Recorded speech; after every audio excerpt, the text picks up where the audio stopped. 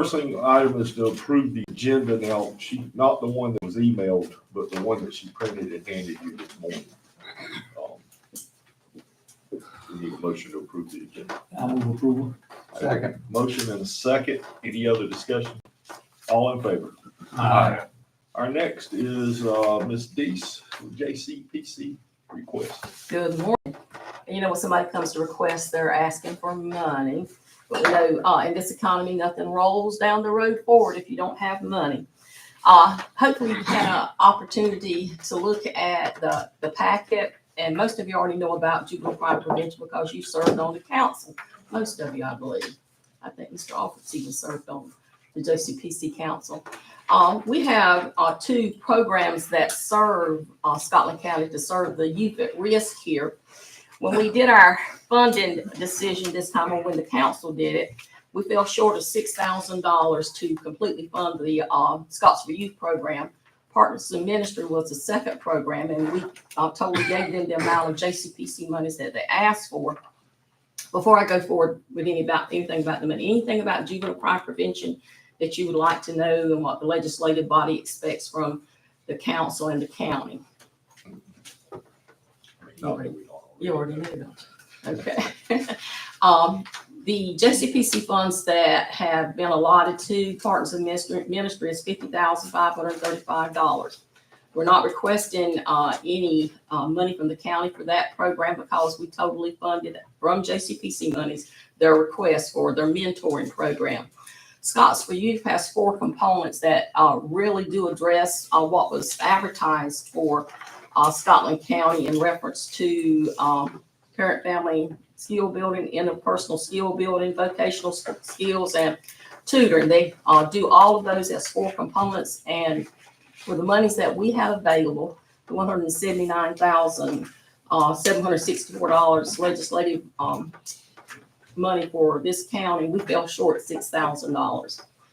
So that's what we would request from the commissioners, that you would supplement this year $6,000 that would be given to the Scottsville Youth Program to help them to utilize and make possible what they're trying to do for the youth here in Scotland County. Okay. Anybody have any questions? Deese? And did I talk too fast? I tend to. No. Maybe this is off topic, but is Jason going to stay on that board? Or He can't because he's in oh, he Scotland. But I is that a board replacement, or is that or the county manager appointee? It's going to be a county manager Okay, appointee, so she but can- the have to prove it after she appoints. Okay. So me and Miss Regina spoke, I believe, Monday, and she's okay for it. Miss Tyson is filling in for us, kind of serving a dual role, and she is okay. Right. For that to be like that until we have a new hire. Okay. But it doesn't have to be that. Miss Dorothy is a voice for all of us. Have to be that. It can That's be true. anybody you appoint. All right, no other questions? No? Do we take this in consideration with the rest of the budget, or do we do? Yeah, we'll just put it in with the, Okay. once we get it all lumped together. And maybe this is an improper question for you all, but it's a proper question for me because we can't send anything up to Raleigh until we know whether we're getting money from you or not. So when might we be able to? When you gotta let Raleigh know. Well, they're going to hold our budget up until we get something. That means our July 1st budget will be held up. Oh, it'll be before July 1st. Good. It has to be. Okay. We have to have it done by then. I would guess that third week of June. Sounds about right. That's our schedule. That's our schedule time. Plan. But our information is supposed to be in May 21st, but because of our particular situation, they did get permission from the higher ups in Raleigh for us to extend our period. So we thank you for your consideration. May the Lord's help move you to do what's right. Okay? Thank you, ma'am. Okay. All right, moving right along, and I'm not sure if this is in our packet or not in this order because the agenda is different. But the next item is funding request from Southeastern Family Violence Center. And So what changed on your agenda was you had funding request as number 3, and I added an additional, I guess you'd say, bullet under that. You also have this, which is just a reminder of those who have come and asked for funding and what your decision has been so far. Looks like a spreadsheet kind of like this. And so now you have an additional ask from Southeastern Family Violence for $30,000. Where that sheet is, was it in the pack? This one No, was the in your one, the pack. other one. Yes, sir. These were both, should have been in your pack, your agenda. That was emailed to you as well. Let's see that. But I'll be glad, You see? Yeah. What page is it? Oh, there it is. Never mind. I didn't go far enough. okay. So Southeastern Family Violence is, much like a domestic violence center. They do not have a shelter in Scotland County. They're actually housed in Lumberton, but they do have an office in Scotland County that opened within the last year to provide domestic violence rate crisis services to our citizens. So this is their ask. And there's a letter in there with. There is a letter I saw that. like this. Okay. Has anybody got any questions on that? We don't need to go through that whole letter, but it's a $30,000 ask if I'm not mistaken. Is there anybody here from that agency? Yeah, I assumed that they would have stood up. if it was. Okay, if not, then we'll move on to the next one, Town of Waverly. So Town of Waverly met with me yesterday, and that's why you don't have anything in your packet, anything formal in your packet from them. And they are interested in the county doing work in one of their parks. The name slips, is it Morris? Murray Park.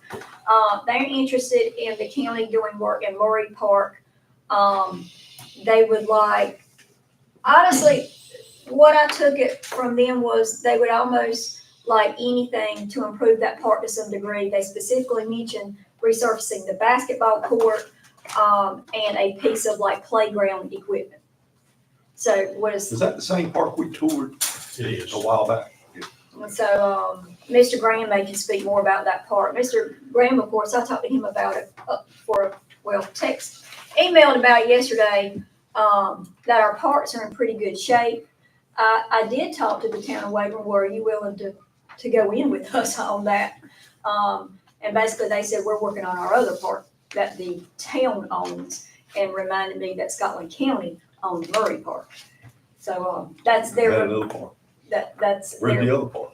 So they're That- responsible for the playground equipment outside of the recreation center.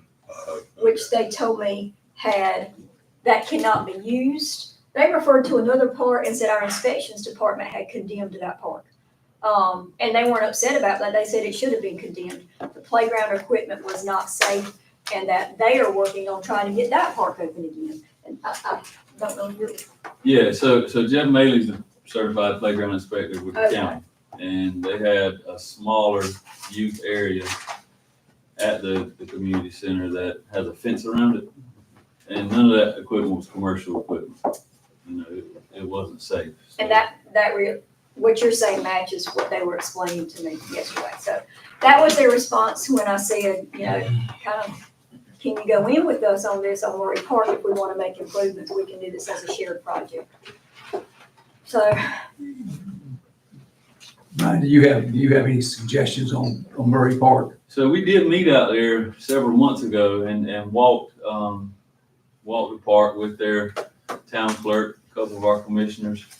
And, I got some proposals for equipment out there. The upgrades that we've done to Murray Park over the past few years are safety. There's a lot of people do walk out there, and they were concerned because it was dark back there. So we did add, some lighting to the park. We haven't upgraded any equipment there, but, the walking trail and adding lighting is the upgrade that we've done. And, I got quotes, but at the time, we were kind of instructed, and I spoke with Mr. Hennigan to see if they were willing to, add some money to the project for us to, maybe enhance a bigger picture, in terms of a layout or an idea. This is Murray Park. Mhm. of course, this isn't a capital request we've budgeted for, and so we're going to talk about the budget today as well. How far is these two parks apart, Brian? Half a mile. That was Yeah. I guess following Brian's thought process, when I met with him yesterday, to say, instead of working on two parks, why don't we come together and work on one park? That was my proposal or suggestion back to them. I guess I just don't think of that, the one out there at the rec center as being a park, a separate park, I guess. It's nicer and newer, obviously, the equipment outside of the community center. They have exercise equipment out there and playground equipment outside of the center. Do they have a walking area? Mhm. So we have that, Murray, and the city, or the town park. We have three, So we have Murray Park and then we have the recreation center. Okay. And there's and equipment then outside there's of the it. third one that they're working on. So there's three recreational areas within Wagram. One that's Is there condemned. a third one, or is the one you're talking about? Two sites. You got Murray Park and then you have the community center. Outside of the community center is a playground. And this, And they also have their own, that, No, No, that's, it's I that's think two their own parks. is the one at the rec Yeah. center. we're Yeah. calling that a park. They're responsible for everything outside the community center. The county's responsible for operation on the inside. so outside of the community center, is that the one that's condemned? There's one I that's hate the word condemned. condemned. There's one that's condemned because it's for smaller children, ages 2 to 5. Where's it located? It's at the community center, Okay. but there's also a playground there that is usable, that's not fenced in. Gotcha. Brian, can you, bring us some more information on this and some pictures or something to the next week? Yeah, I mean, I have some proposals from that meeting that we had that I can submit to April and she can forward to you I guys. don't remember, was there equipment out there at that Murray Park? There's Playground? playground equipment, there's a baseball field, there's restroom That, facilities, and a shelter. We actually rent a shelter I was gonna say, there's a picnic shelter out there. Bathrooms. and a basketball court. I do think we need to coordinate a plan, not several plans, and participate in whatever it would take to improve a facility or the facilities, but I don't think we know enough right now to know what we want to do. Can also add to it, over the past several months, there's been a lot of vandalism out at Murray Park. They ripped all the county signs down, ripped out the benches, we reinstalled that, I just got with Brian a couple weeks ago. Some of the benches, we repair them, they pull them out, it looks like the car just concreted in. So, I've talked to the town, so about maybe since they got their new police chief to kind of maybe step up, patrol through there. But somebody's actively, doing damage to Murray Park right now.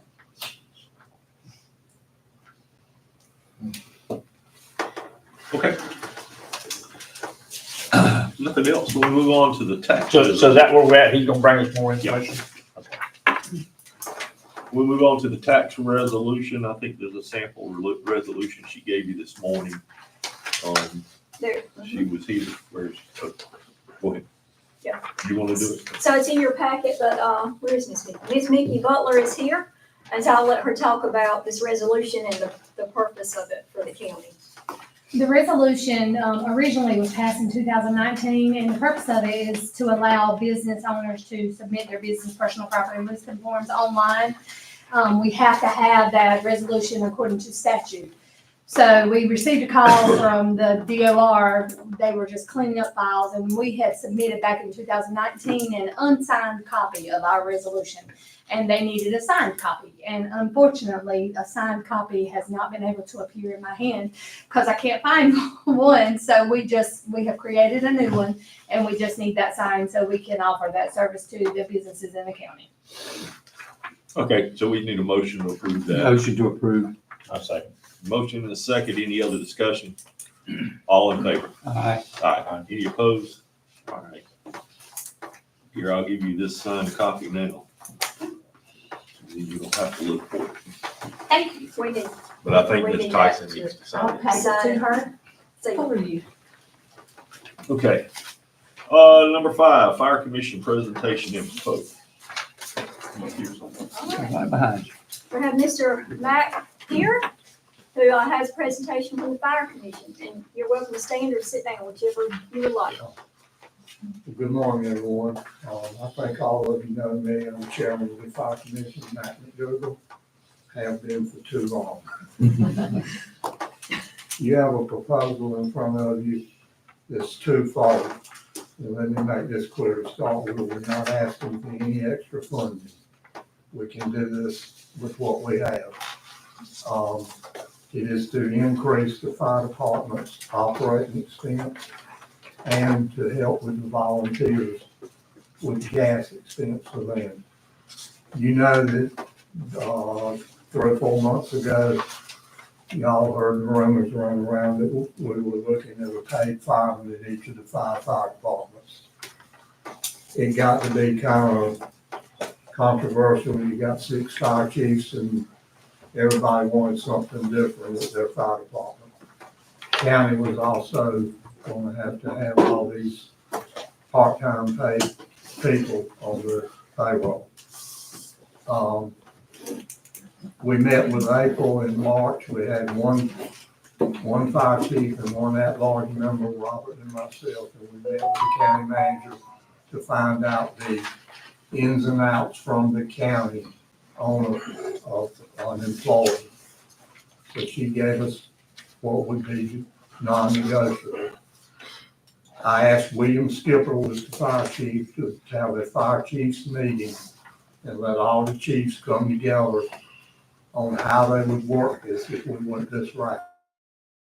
Then they would have to present that to me in writing so I could present it to the county manager and then to the fire commission. When I left the meeting, I felt like this was not gonna fly.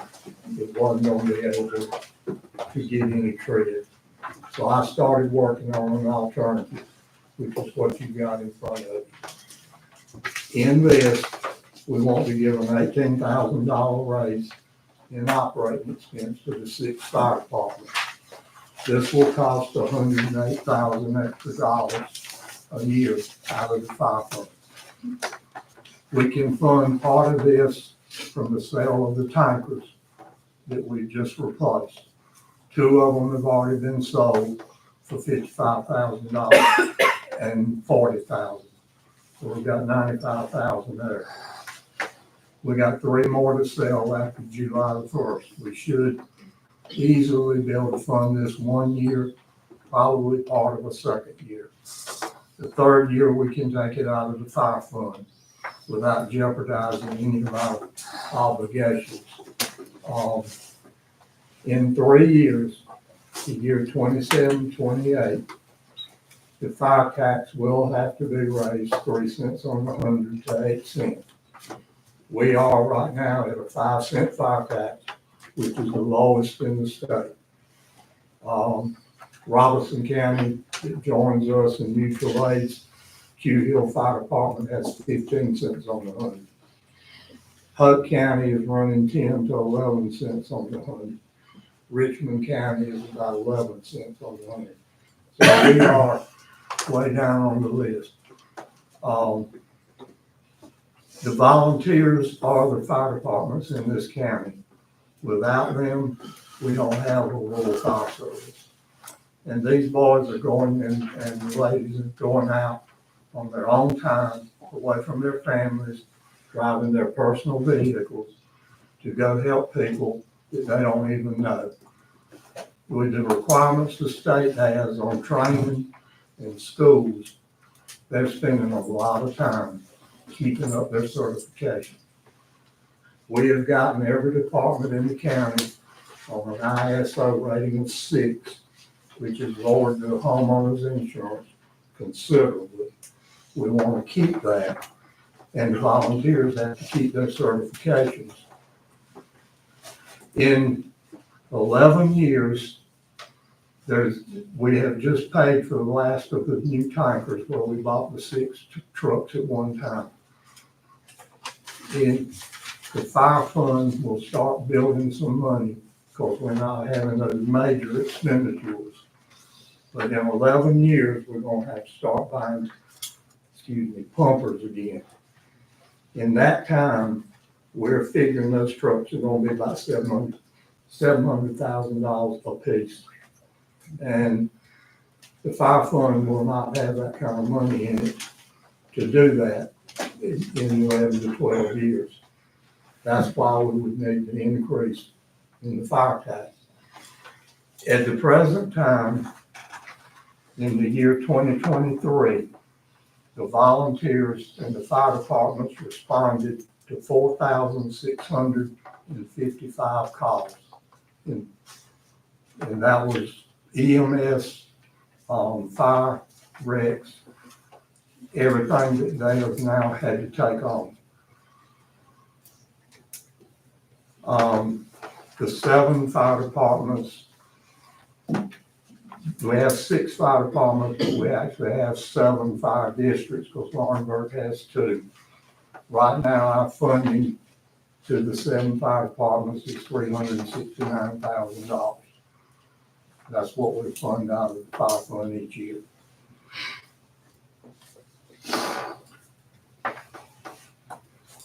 So we want to do, if y'all will pass this, it has gone through the county manager, it's gone through the fire commission unanimously. So we're trying to see if y'all feel like you can pass it for us. Let us go forward. They will make the payments, the volunteer firemen will get paid $10 a call for 50 calls. And that's all we can do right now because of some tax purposes and all. The fire departments are funded every December and every May. They get half of their funding in December, half in May. If, when they fund them in December, they will pay them for the calls. If y'all pass this, we want to put it in effect July the 1st. They will get paid for 6 months worth of the calls they responded to. This will give them a little boost for Christmas.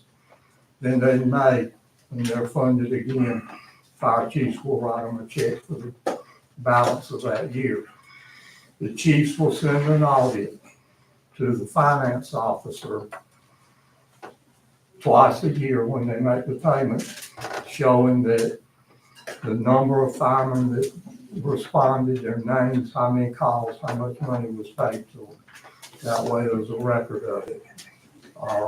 The chiefs will also, the county will draw up a paper for the chiefs to sign that they will pay the firemen $10 a call.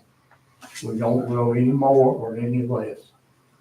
So basically that's what we got up before. Also, one last thing, any department that has this state grant that they get, if they're funded less than $50,000 a year through county funds, they get 100% of the grant. If they are funded 50 to 75,000, they get 2/3, and they have to fund 1/3.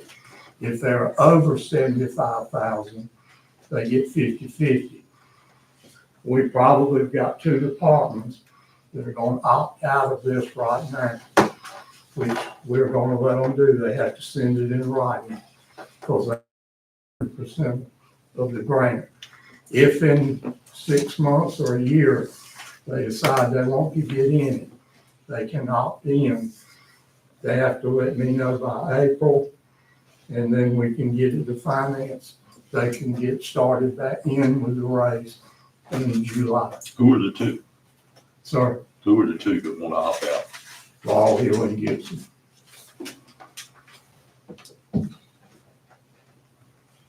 So that's pretty much it, and unless you've got any questions about it.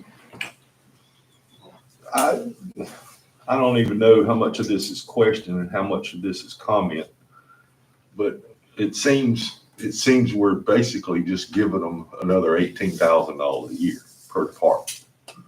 What it feels like, and instead of an award to help those guys that are making those calls. I guess my theory is how do we police it to make sure it's not, somebody's not giving credit for stuff they shouldn't be because they're somebody's buddy or whatever. But then if we have 2 departments pulling out of it that don't want to do it,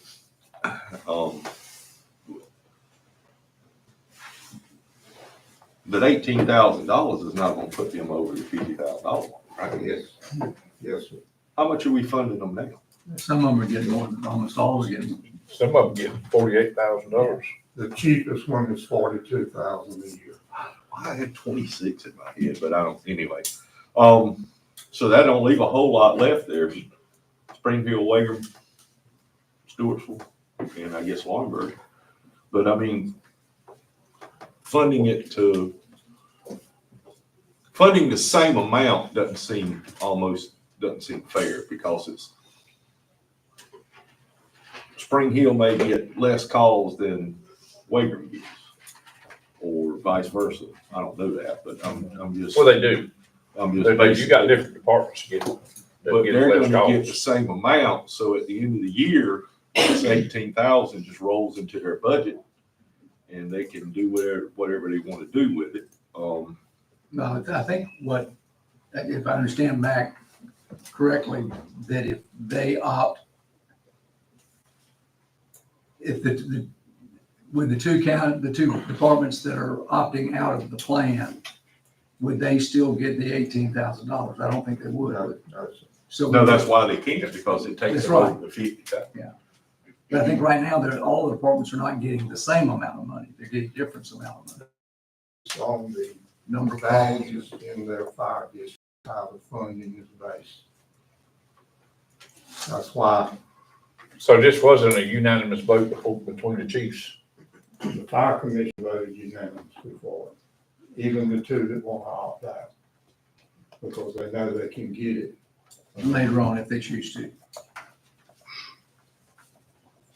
How much is the grant that they're getting from the state? 40,000. And so if they were to take this, they would get 2/3 of that. So they're still better off taking this than they are taking the state grant. Well, now, according to the two fire chiefs, Gibson and Laurel Hill, they say they're on such a shoestring with the funding that we give them, that they cannot afford to take this and lose. It would cost them 13,000 if they go over to 50. Not the math don't work there. It would cost them 13,000 Out of of their that pocket. state money, but they would get 18,000. I So know. they would end up with a net more of $5,000. I know, but they don't look at it that way. Well, let me ask you this, is the 18,000 going to cover all of the cost of the money going to the firefighters? Yes, sir. So for them, for those departments, they're giving up, they're losing 13,000. They're getting 18, but that 18 is not covering the cost that they would have to pay for previously.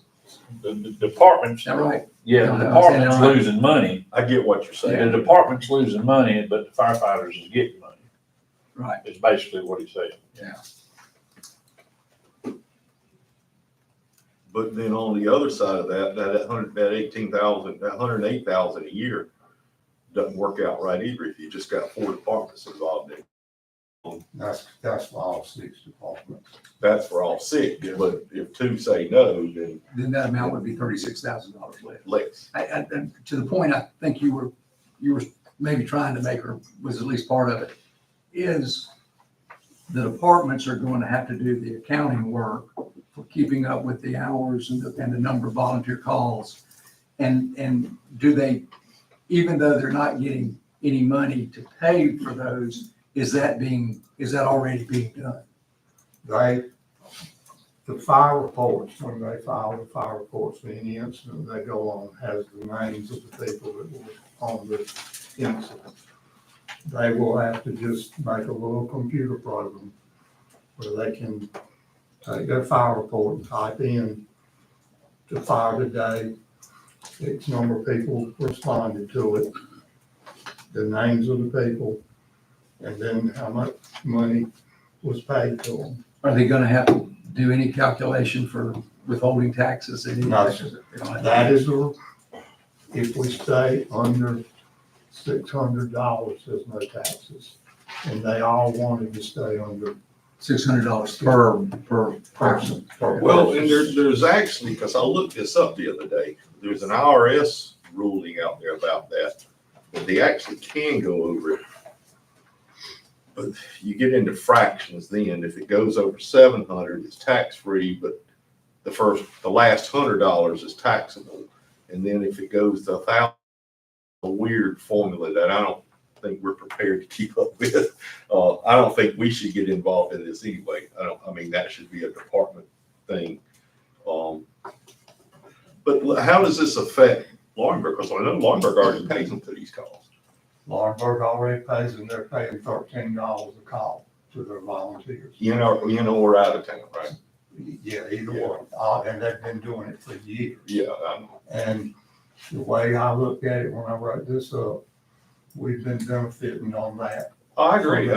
So they need to get that. And we're considering them on this. There are two fire districts. They have the south and the north. We're considering them one department. Right. So they're only gonna get 18. So how would you do Wagram? Because I know Wagram gets a lot of funding from Hope County. Wagram and then Neil Shaw has already been, I've discussed this with him. So, He will pull the Wagram call, the Hope County calls out. Yeah, that's in the list. Well, So we're talking about who's getting funded would be Stewartsville, Laurinburg, Wagram, and Spring Hill. Spring Hill. Because one person is pulled out or saying no right now. They may decide different. Well, the state grant too, I worked for the state 30 years as county ranger here. If the state gets into any kind of budget problems, they can end that grant just like that. And that's why we wanted them to be able to opt back in if they chose to. The money that those two departments are not going to be taken out of the fire fund will just be in the bank account. And to help us when we have to buy pumpers in 11 years, Beth, how much is in the fire fund then? Do you know? $3 million. Okay. How much? Close enough. $3 million. It is, and there was another form that we just saw recently, I think I still have it. 1 cent in the fire tax generates $154,000 right now. That's until the revow that comes up. We got a hard sell in front of us if we want to say we're gonna raise that tax 3 or 4 cents. Because you're talking about tax increase. I don't care what you call it. It's a tax increase. And I don't know how you feel about it, but I don't want to see that. I mean, I don't know. We're not there yet. So, But Council Levin, Well, it gives us One of 3 the years things- breathing time on it. the homeowners insurance. so your request is that the tax be increased 3 years from now. Yes, sir. but When we go to buy pumpers, we're thinking that we're gonna Right. be looking at $6 million. well, but don't keep in mind within that 3 years, our reeval will be out. Am I right? Fiscal year 28 is when your reeval is going to impact Right. So your fund. that will impact this number. So it may not be 3 cents. It may be 1 cent. I'm just saying because there's the reeval is going to happen I put the 3 based on the that. figure. Yes. right Yeah, I now. get it. And yes, it could be negotiated. Yeah, oh, no, yeah. But if these areas lost the fire tax completely, that homeowners insurance would go up substantially.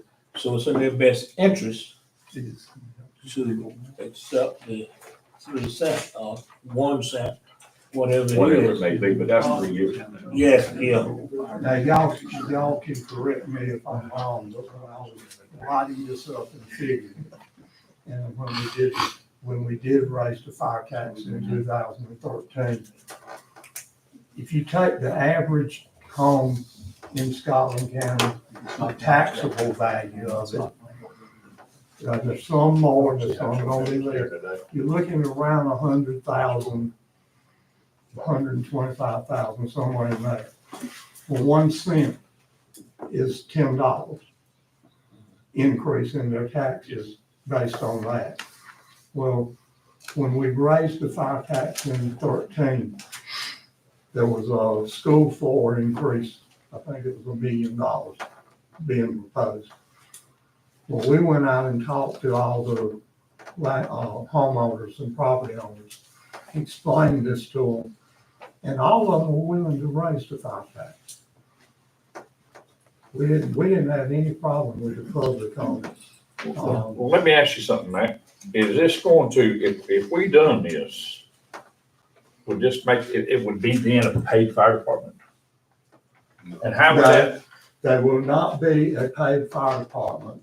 if we're paying the volunteers, We're not actually paying them because there's no tax, and the fire chiefs are paying them, not the county. Right. They're gonna write it out of their checking account. Right. What it will affect, and this was discussed in the fire commission. OSHA is trying to come in on fire departments. Right. If there is any compensation to a fireman, where every department in this county right now would be under OSHA if this new ruling goes in. Right. Because they're paying the retirement fund for the volunteers. Uh-huh. Some of them are paying some insurance for them. That's compensation, the way OSHA looks at it. Right. So where a totally volunteer fire department, there's nothing for the volunteers, period. They wouldn't go under OSHA. Mhm. But the chiefs all think this is worth it. The reason they wanted to go to the paid firemen at each station was because of having trouble getting people to respond.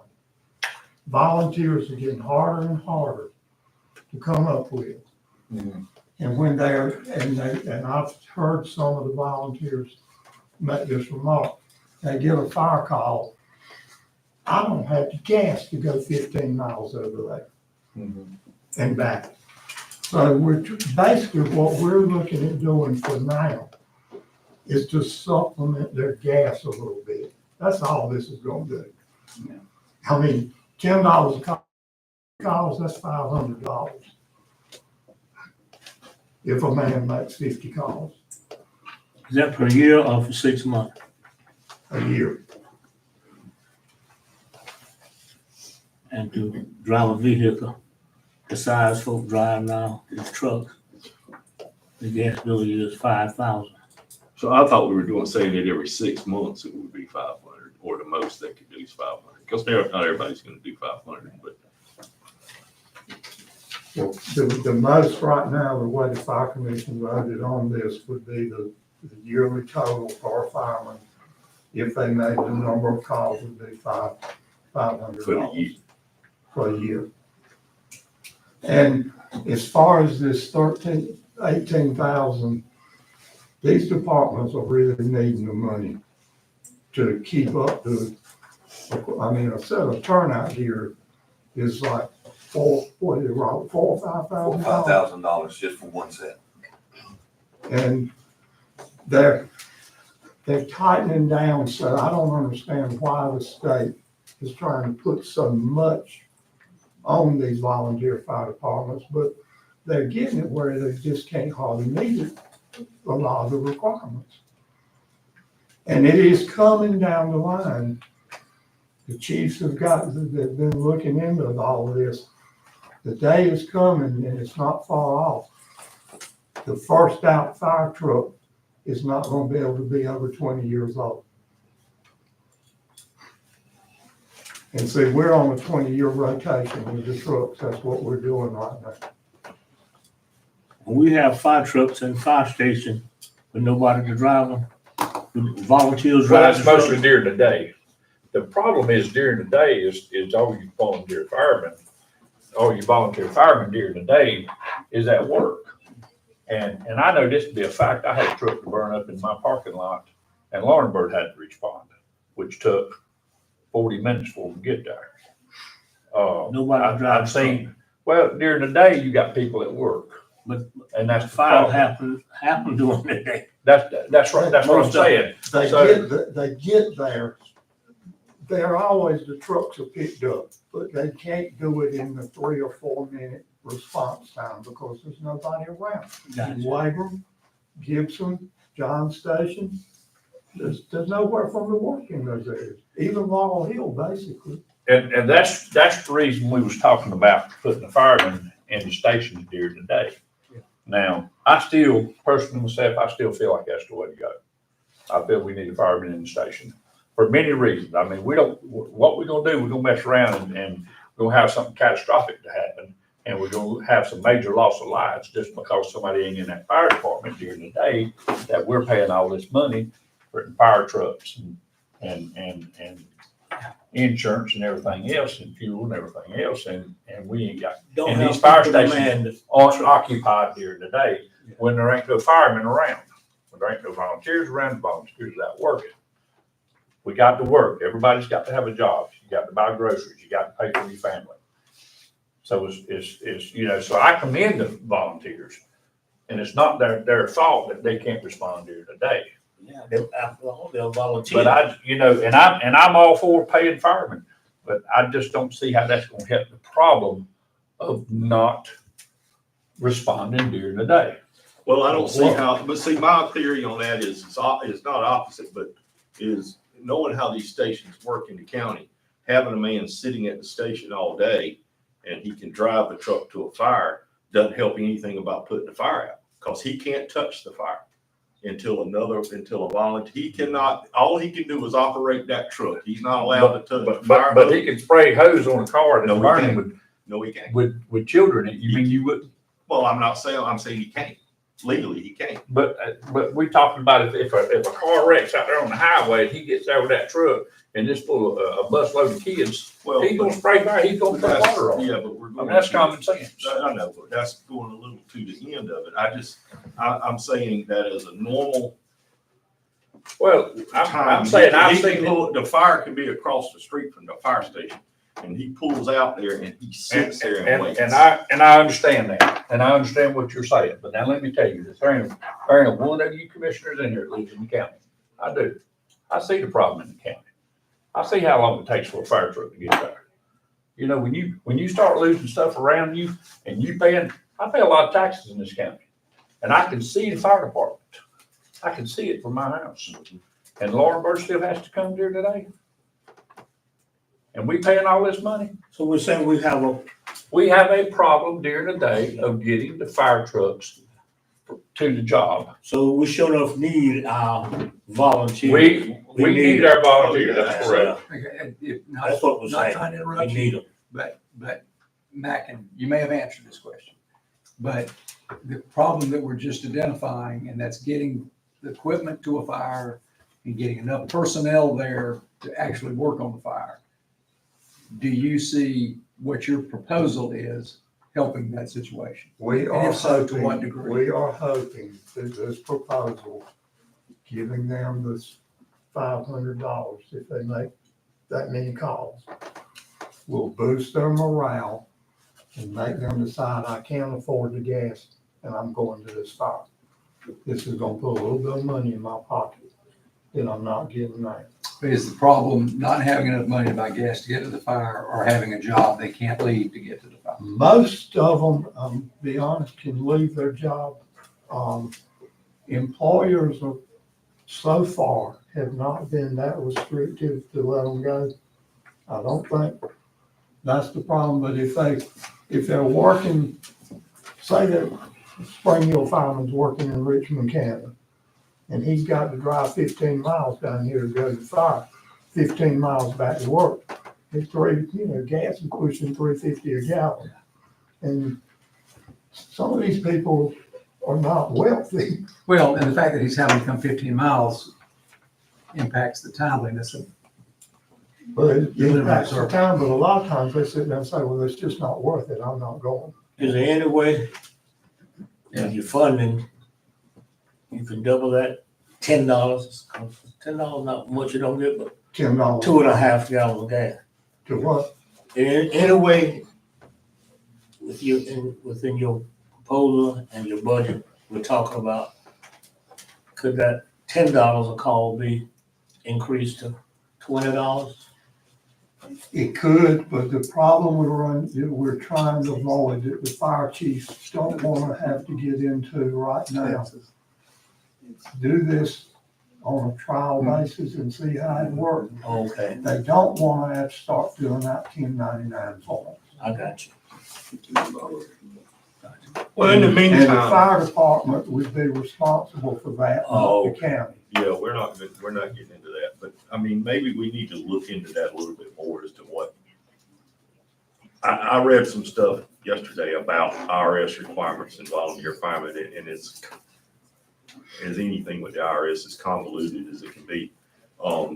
There are programs out there, but it's a while, I don't know who's gonna keep up with it as to, so two things, number one, in all fairness, Commissioner Gibson lives in the county.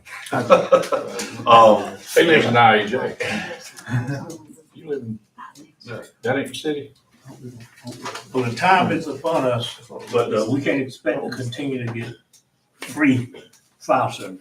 but That's also, approaching us. right, but I also think that we can't sit here today and commit a fire tax increase 3 years from now for a work that may be Well, completely I- different. than You're what's- not, let me make this. No, I know what You're you're not saying. committing Right. to it. That That's is just the something that problem. we're gonna have to look at, and it is gonna have to be raised. We can't. No, I get stay that. at I'm just, 5%. I just want to make sure that everybody's clear. And dude, please keep in mind, I'm gonna toot the fire commission's horn a minute. We bought $2 million worth of fire trucks in the last 6 months and paid for them. And we still have the money to meet all of our obligations on this 5-cent fire tax. It shows that we are very responsible with the taxpayers' money. We're not going frills and thrills. Yeah. But when we go to buy new pumpers, we're not gonna be able to afford them. And if we don't get the increase, the 3 cent on today's tax stuff is $450,000 a year average.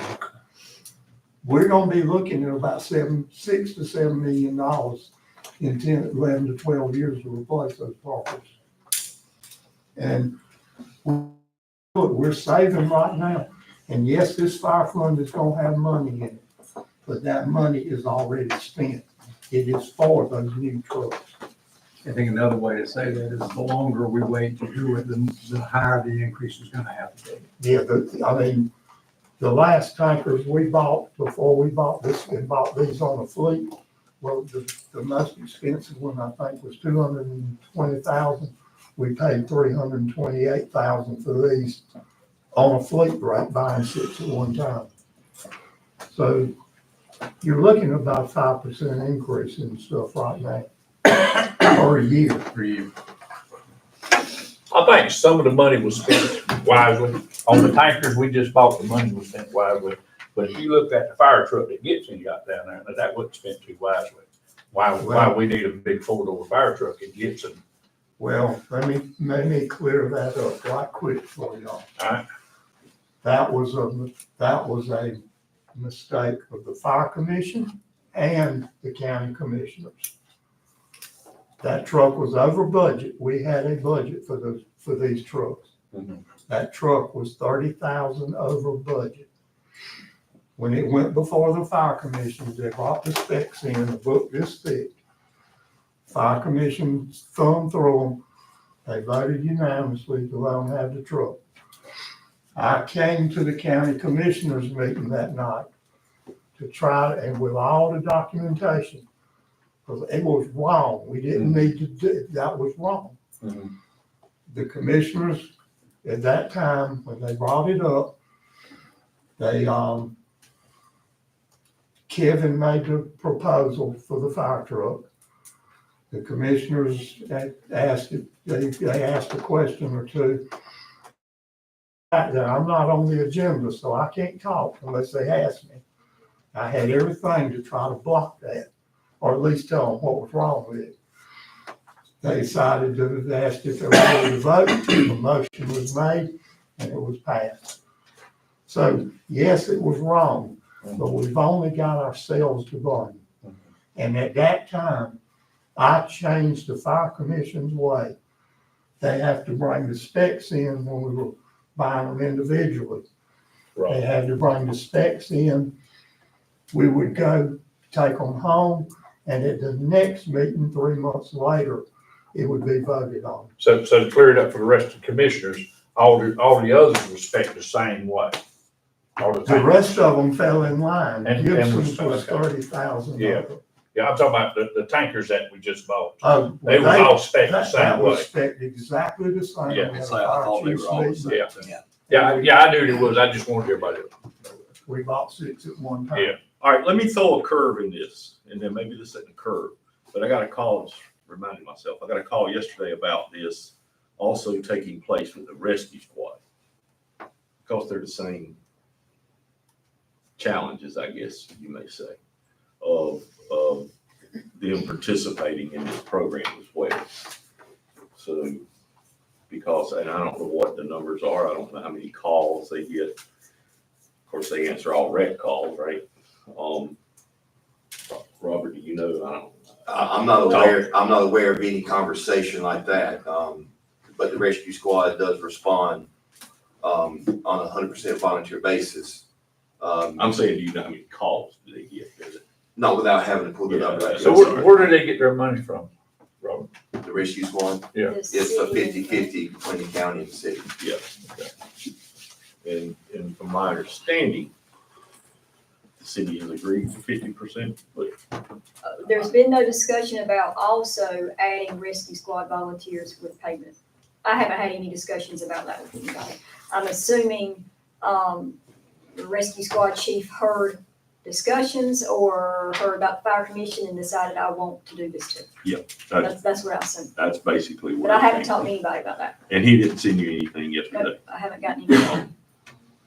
I mean, we're not taking action on this today unless y'all want to take action on it today. Well, I but- think one thing, if we're considering even 50-50 on that, of course, that impacts your county budget because I don't know that rescue squad calls can be taken out of the fire fund. Unless they are responding to a fire call and that chief says they were here for fire purposes. Maybe they're dual volunteers, my point. So you gotta I'm- consider that. I don't know, that may increase your budget. And we don't have to do that right now, but I mean, I threw that out there because I was asked to The yesterday. rescue, you know, the way the fire commission, when it was set up and the fire tax, 2-cent tax was put in, this is strictly for fire. Nothing Yeah. else. I'm not bringing up paying it out of fire tax. I'm bringing it up that they want to participate. Now, where we get the money from is a different story. Well, thank We need a lot more information than just, they want to. Well, they were supposed to send some information to her. Well, I think what they're scared of is if we start paying the volunteer firemen, then a lot of them will leave and go to the fire department. But they're also scared that if that were to happen and the rescue squad had to stop, just don't have the people and stop operating, the fire department's gonna have to take that action over, and which means more equipment, more everything, so, you know. I just thought I'd bring that up. I didn't want to get into a big conversation about it, but Mr. Chair, is it possible I could just make just Yes, one or two sir. comments as pertaining to the, to Mac's proposal? I think it's important that everybody knows that right now in Scotland County, all the rural fire departments have an ISO rating of a 6, which is phenomenal for this county. Especially when it's 100% volunteers that has made that happen. But it's also important to know the requirements to keep that ISO rating at a 6. So in any fire department that is dispatched to a structural fire, regardless if it's residential or commercial, that department, that primary responding department, is required by the state to have 4 members of their department responding. Not 4 members in the county. It's 4 members from their department. Doesn't matter if it's 3 o'clock in the afternoon or if it's 3 o'clock in the morning. Also, one of the requirements is their engine has to be a responding apparatus from that department. Now, we also have automatic mutual aid agreements, which gives other fire apparatuses to it, which plays a part and goes towards checking that box. But an engine from that department has to be one of the responding apparatuses. They will be gigged for that fire call, which could hinder, at the end of their inspection, them not keeping or that department being put on a probationary status for up to upwards of 6 months. Well, didn't we already have a fire department on probation for not answering during the Well, day? there was an issue a couple of years ago, but within, everything was fine, and then they came right back off of probation. So we don't want to see our departments have to go on probation, for whatever reason. But I think it's important that this board knows that there are specific requirements that these volunteer departments have to maintain in order to keep our ISO rating at a 6. So I just wanted to just share that Can the information. ISO rating, Robert, can it get better than a 6? Can it? Yes, but it becomes very challenging for volunteer role departments to be able to go below a 6. It really, it becomes so much harder. Once you start getting into a paid service like Laurinburg Fire Department, then they have the means, because staffing becomes, part of that, checking the box and all that, Right. to be able to lower those ISO ratings. The chances are that the rural departments probably cannot get below a 6, just simply because of the makeup. But yet being at a 6 is phenomenal for a volunteer rural department. So, So what mileage, and this is pure information, Mike. So what mileage from a paid fire department does it cover to bring you ISO rating down? 5 miles. there's a 5-mile radius that's required. That's why we had to build those substations several years ago, because in the rural counties and in certain areas, they were outside the 5-mile radius. So therefore their ISO rating could not come down to that 6. Okay. Now, That's why the 2 substations were built. one other thing that y'all need to be aware of is if you ever went as paid fireman in each station, if that was ever to be done, one of the requirements, once a person is being paid a salary, they have to have a Class B driver's license to drive a fire truck. Medical card also? I think so. Yeah. The paying the volunteers per call is not a salary, and that will not affect them on that. There's an exception for driving the trucks. Before Mr. McDougal take his seat, I want to thank you for giving us such detailed futuristic report, because now we know what's facing us. Thank you Well, I very much. Appreciate y'all giving me the time. Thank you, sir. Okay, you want to take a minute? Okay, moving on to the next item. Item 6 is the I.E. Johnson Annex occupancy needs.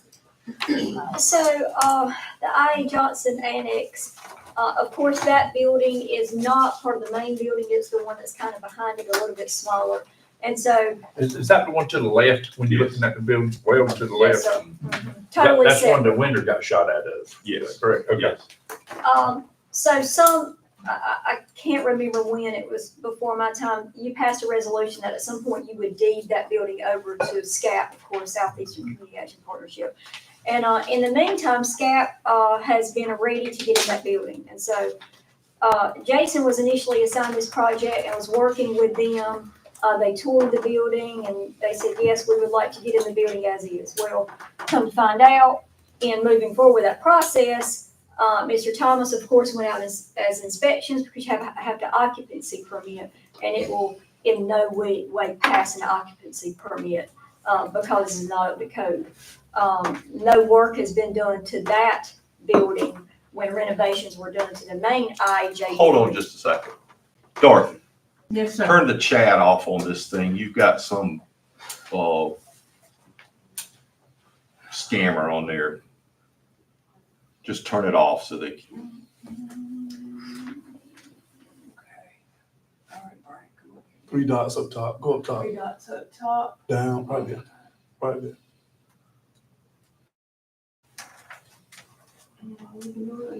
His price. Oh, wait, I don't know how you do it. Try top chat with the arrow beside it. Okay. Try that.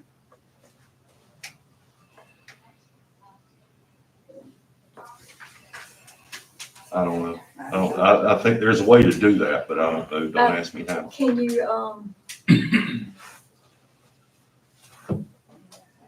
Do you want to? Engage your audience. Don't engage them.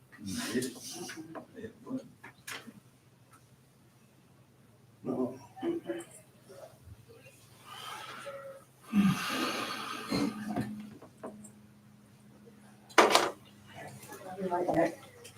Donnie. All right, go ahead, I'm sorry. I just don't want something to So- pop up there that doesn't need to be. Here, well, yeah, we're talking amongst ourselves. So occupancy permit, that's where we were. Right. Mr. Thomas goes out, there's no way this building is ready for occupancy from, of course, a safety standpoint. And so he can talk more about that. Thomas, you want to give a brief of what would be required in order for you to even give a temporary occupancy permit on the annex building? That's what we'll have to do before we can give it to them. No, Let me No. go with this and then we'll talk about options. Is that okay? The first, well, the option now is for them to go in, like it is and we own the building. The electrical service now is fed from the main building. So we would have to separate that somehow, so they would have their own disconnect outside, so that they would have their own service coming to the building. So in an emergency, if we had a fire or had an emergency that we needed to disconnect the power, they would have a way to cut the power off just to that building. Or if someone was in there operating it during the day and breakers trip or something, they would have to go to our building to do it. So that would be the first thing. And then the other high ticket item would be that building does not have ADA bathrooms in it. And it don't have a public restroom in it at all. It just has those small restrooms in each classroom, which from my understanding is gonna be individual offices. So you couldn't have the public coming in and have to go in someone's office to use the restroom. We would have to have a public restroom there for them, in which, looking at our renovations on the main building, those bathrooms were at what, $200,000 to $400,000 just to renovate those bathrooms. So that was another high ticket item. And then there's no flooring down in that building at all. We had to take that asbestos flooring up, so they would have to go back in and put flooring down, paint, replace doors, replace Who the, took the floor? Who With took? the asbestos abatement. yeah. Yeah, but you didn't have to do the asbestos if you didn't remove the tile. I know, we've had this conversation. We sat right here and said, don't We said don't. mess with the floor. Don't remove the tile. And then you won't have to mess with the asbestos. We said that.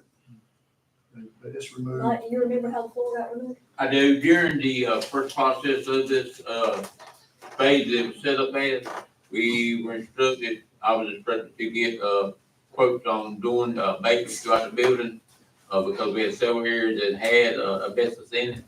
And then we were instructed to do a total abatement. All the asbestos has been taken out of the buildings except for the canopy area.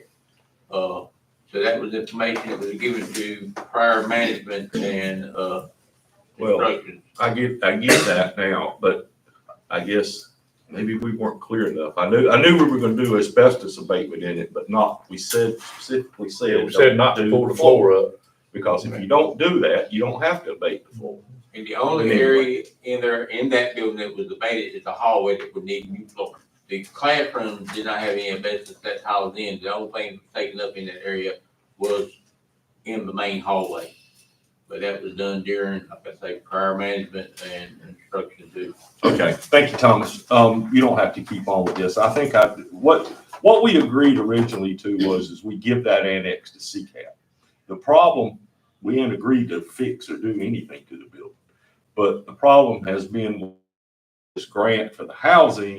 They didn't want us to deed it over until that was done. Number one, and then we also had to plat out, correct, a survey of what we were gonna actually deed over to them. So unless somebody tells me different, I don't think we plan on doing anything to the building. But the problem is deeding it to them.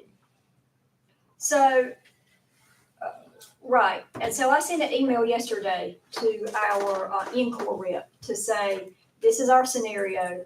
We really have kind of three projects here. We have the annex building, we have the other 10 acres, and then we have our I.A. Johnson building. My point of my email was, can we carve out this annex, deed it over now, and not affect any of this funding in this $10 million Encore funding? So I'm waiting on that answer. So they have answered. Right, because the reason you haven't deeded it all so far is because Scotland County is the recipient of that Encore financing, and you can't give it And away. you couldn't give it away. I remember all that, and that was the reason we had. I asked, could we carve that out and not affect that funding? If that was the case, of course, Mr. Johnson is the attorney, I would assume you could go ahead and deed over the annex As is.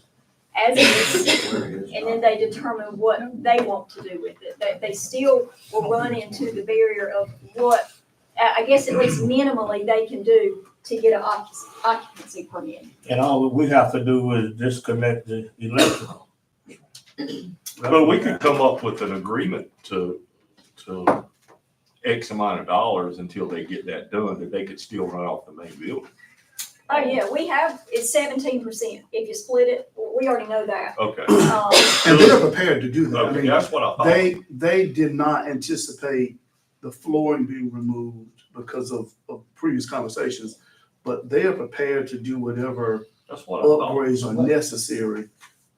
Just gotta get through all this here It's just stuff. gonna slow them down much longer than we were hoping they could get in the building. I know, I'm Thomas telling had you. some- Thomas had something else he wanted to add. But keep in mind too, that if we deed it over to them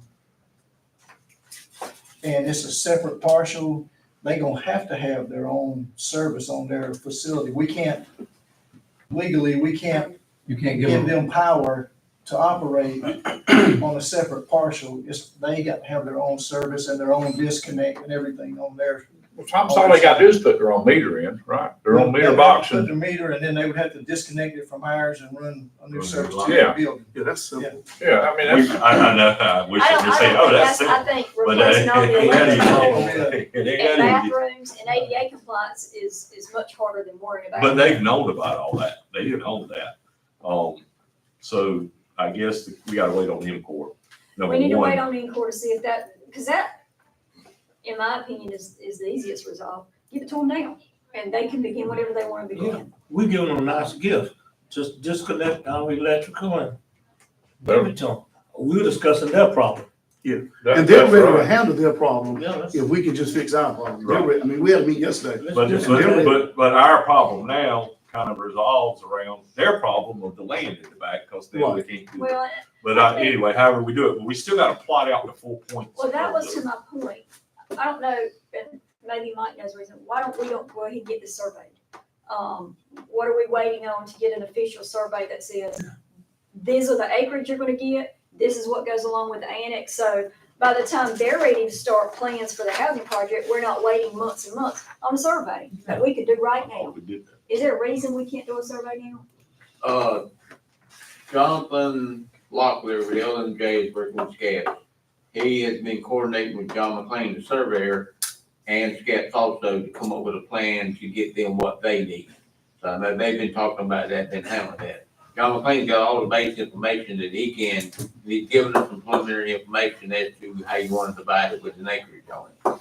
So just a matter of somebody contacting John McLean and I can reach out to him and see where we stand. But I do know that that department, SCAPS and, L&J had that conversation going on. We have, it's been going on for months, and so my point is, like, when can we get this claim, I think, and because he's exactly right, for months. Have you reached out to John already? I had talked to John and John has talked to L&J who is handling it for SCAPS. So I think if the conversation is between them getting it done, maybe somebody from our department needs to push them and say, let's. are they waiting for us to give them permission to do the survey? Is that what they're waiting I don't on? think so. I think they were working on a contract between SCAPS and L&J for the rest of what they got going on. Okay.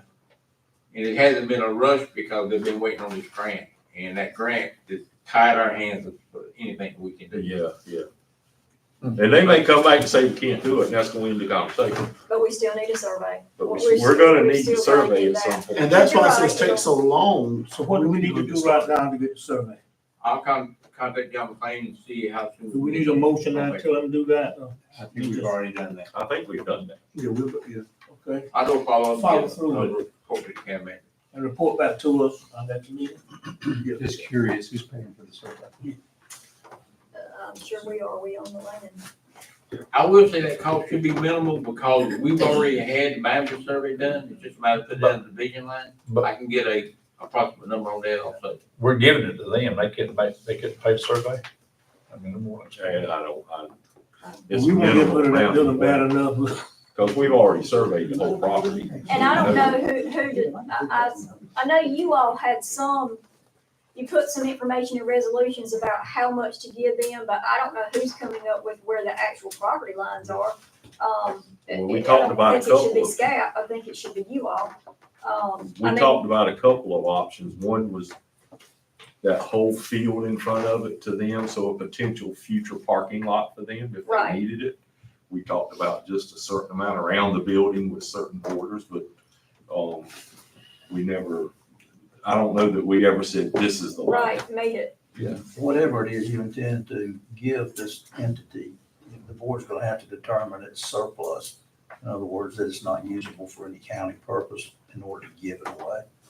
I think we did that too, but Well, I don't know. but you haven't determined where the Boundary line. line, right. What does it take for us to go determine the line? Walk out there with you? Probably once we get a survey, because we also need to take into consideration any kind of easement you're gonna want to reserve on it. For, to allow them to cross county property to get to it, vice versa, you using Right. that back parking lot. Well, there was discussion about Tell that. the surveyor what we want to survey. Not correct. Well, when we discussed it, we talked about that driveway that exits, they're not including that in that area, but. I think, correct me if I'm wrong, we need to get this survey, because you're surveying where the property lines are right now. And then to Mr. Alford's point, maybe you do need to walk out there and say, this is what we want to give them.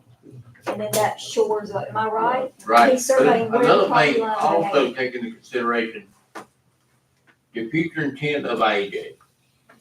If you change the use of it, it changes parking requirements, changes size requirements. So you don't want to deed something, that you may need to keep some of it later on, or to reserve an easement on it for future parking. That's why we were talking about that field out front for the parking, future parking or whatever, so. Just having something so we protect our interests. Right. For future. So let's get the survey. Let's get the There's survey. nothing else we can do before we get the survey and we get an answer from Encore. And if I get an answer from Encore that says you can deed this land, that's gonna push that survey up, needing it even faster. Right. Alrighty. Okay. So let's be clear. We're gonna Get get a the survey. survey out there next week. Look at it. Hope so. I mean, we're at his mercy to some degree, but we can, Yeah, at least look at it Push him and tell us. and he has, like Mike said, he has part of the information already. Oh, okay. Since he's already done the boundary, the full boundary. Okay, we'll move on. North Turnpike water discussion. Okay, we put this back on the agenda. Wanted to have a little bit more discussion about North Turnpike, water. And of course, you approved the current scope of a certain range of addresses on North Turnpike Road. And then you also asked me to get additional cost to start expanding that. And so that's where I am with HDR, contract signed, and now they're looking at additional costs. And we also talked about deposits, people coming and paying a $25 deposit. We put out to the community, if you live within the approved scope of work addresses, come in and you can begin paying your deposit. Other community members have asked, I don't live within the approved scope of work, can I come in and pay my interest deposit as well? And so that's where we are. I thought that bring that back up again. Because there's been some confusion. I don't want people in the community to think that you're not serious about expanding, or that we're trying to give them mixed messages. So wanted to bring it back up. So we're all clear, we're all on the same page, and we can get the same message out to the community of what we're accepting right now and what we're still working to do. The motion was made, I made it, that if you lived outside of that scope that we agreed, you pay the $25 stating that you're interested, which would then help us to determine later on where we might expand those lines. So I'm not sure why we got confused. I'd like to make a suggestion here. You know, we've talked about where we wanted to start and where we want to stop. And we know what money that we've got we know what money we've laid aside to do this. Let's go ahead and get some quotes, let's go ahead and get some You quotes. missed the last meeting. We did all that at the last meeting. We approved that particular area. The scope's done. We did that. We all. Quotes, I don't quotes, think no, you want y'all to- don't understand, no, you don't understand what I'm saying. Let's go ahead and get some quotes from some construction companies. Let's go ahead and get some bids in for what we got, see what it's gonna cost us on what we got right now, and then that way, that tells us how much further we can go. That's what If we we, go and get some bids in. that's what we did. We approved the scope work and. I ain't talking about the scope of work, I'm talking about the bids, let's see what the bids come in at. Well, that gives Just us the start with authorization to go Yeah. get the bids. But I'm saying, let's get the bids in before we talk about going down other roads and stuff like that. and just see But where the bids come motion in at. made in the last meeting was that we work simultaneously. While we're working on the plans for this scope of work, we're still gonna be looking at options to do the other. And that was a motion made and passed. That was done. So I don't know when we got confused. I don't know that we can take deposits on something that's not approved in the scope of work. Mr. Attorney. We didn't say that in the last meeting though. My recollection is we said that we would accept the deposits for those outside the scope of work, and if we decided not to include that scope of work, they would get their deposits back. If you made a deposit for where we were putting it, and you chose not to do it, you did not get your That's deposit. what it said. It'd go towards $100. If they did 25, it would go towards their $100 deposit. It would go toward, but if they If they don't, aren't in that area. that we decided. Here's the only issue with that. There's nothing identifying how far outside that boundary that, somebody paid $25. You may get somebody over in Marston that pays that $25. Well, and if we decide not to put water in Marston, they get their $25 back. I mean, I'm fine with that. How many have we had outside of it, do you know? If any? 8 or 10, something. So not a lot. But I think more in that neighborhood were coming, but they were told when they came, we can't take it, which is then when you get phone calls saying, this is what y'all said in the meeting, but when we go downtown, they're saying otherwise. But he's saying we can take it if we approve that in the motion, that we can do it. So, but I just don't want to put a lot of expectations for the people out there to think that we're gonna run it down some of these other roads. I think that I think we have identified the amount of money we had. And how much is that and what we think what that would pay for to put water on that particular road. And I think until we confirm that that's what we can do and what it would cost to add each additional house or each additional 100 yards, we don't promise to do anything beyond what we've already decided to do. And that's what I'm getting at. I mean, I don't know why we're taking deposits on other roads that we're not gonna go down. Because of the information we sent out. We're trying to identify who's interested and if it would be financially possible to do. But you don't think that's giving people false hope, though? Well, that's the problem, yeah. Let me say this. We said we were gonna start on Turnpike Road, where at Morris Road. Right there at, just about at Harris Road. We're gonna start just about at Harris Road Harris Road, yeah. and go all the way just about to Horseshoe Road. Okay, and could we not put out these bids and put both of them in one, not wait to get the bid on, from Harris Road to Horseshoe Road? Put out both of them and let them bid on what we would like to do. To get as much as, Turnpike as we can, we're talking about just going down Turnpike. Well, then what we gotta do, John, is we got to hire engineers Yeah, to give us a scope of work on it, which is more money. So what I was suggesting a while ago, and I'm sorry, I was a little ahead of myself, we were talking about something different.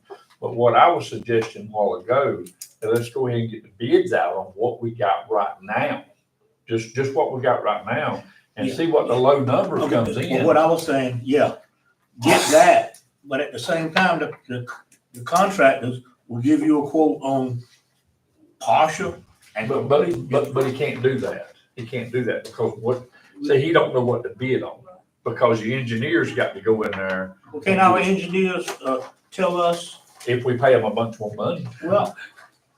I get what I get what both. To back up a little bit and The to go a literal little size of the bit pipe, how further. far it's gonna Yeah. run, Ain't gonna be where much it's gonna engineering. tie into. Yeah, your engineer is pretty expensive. Your engineer, how much is well, The I ain't gonna say engineering in here, okay. the engineer part's pretty expensive. So, But they should be moving on with the bid process, right? Oh, yeah. Okay. Contract is signed, so they'll be putting that current scope out for bid. yeah, so if they go, just say if they gonna go down, Horseshoe Road. Well, it's gonna cost a lot of money just for the engineer to Okay, get I didn't it. suggest, my statement was not, Ace Drive and the other street that we thought we would do. Right. I'm saying, I'm getting calls for more of Turnpike. I am.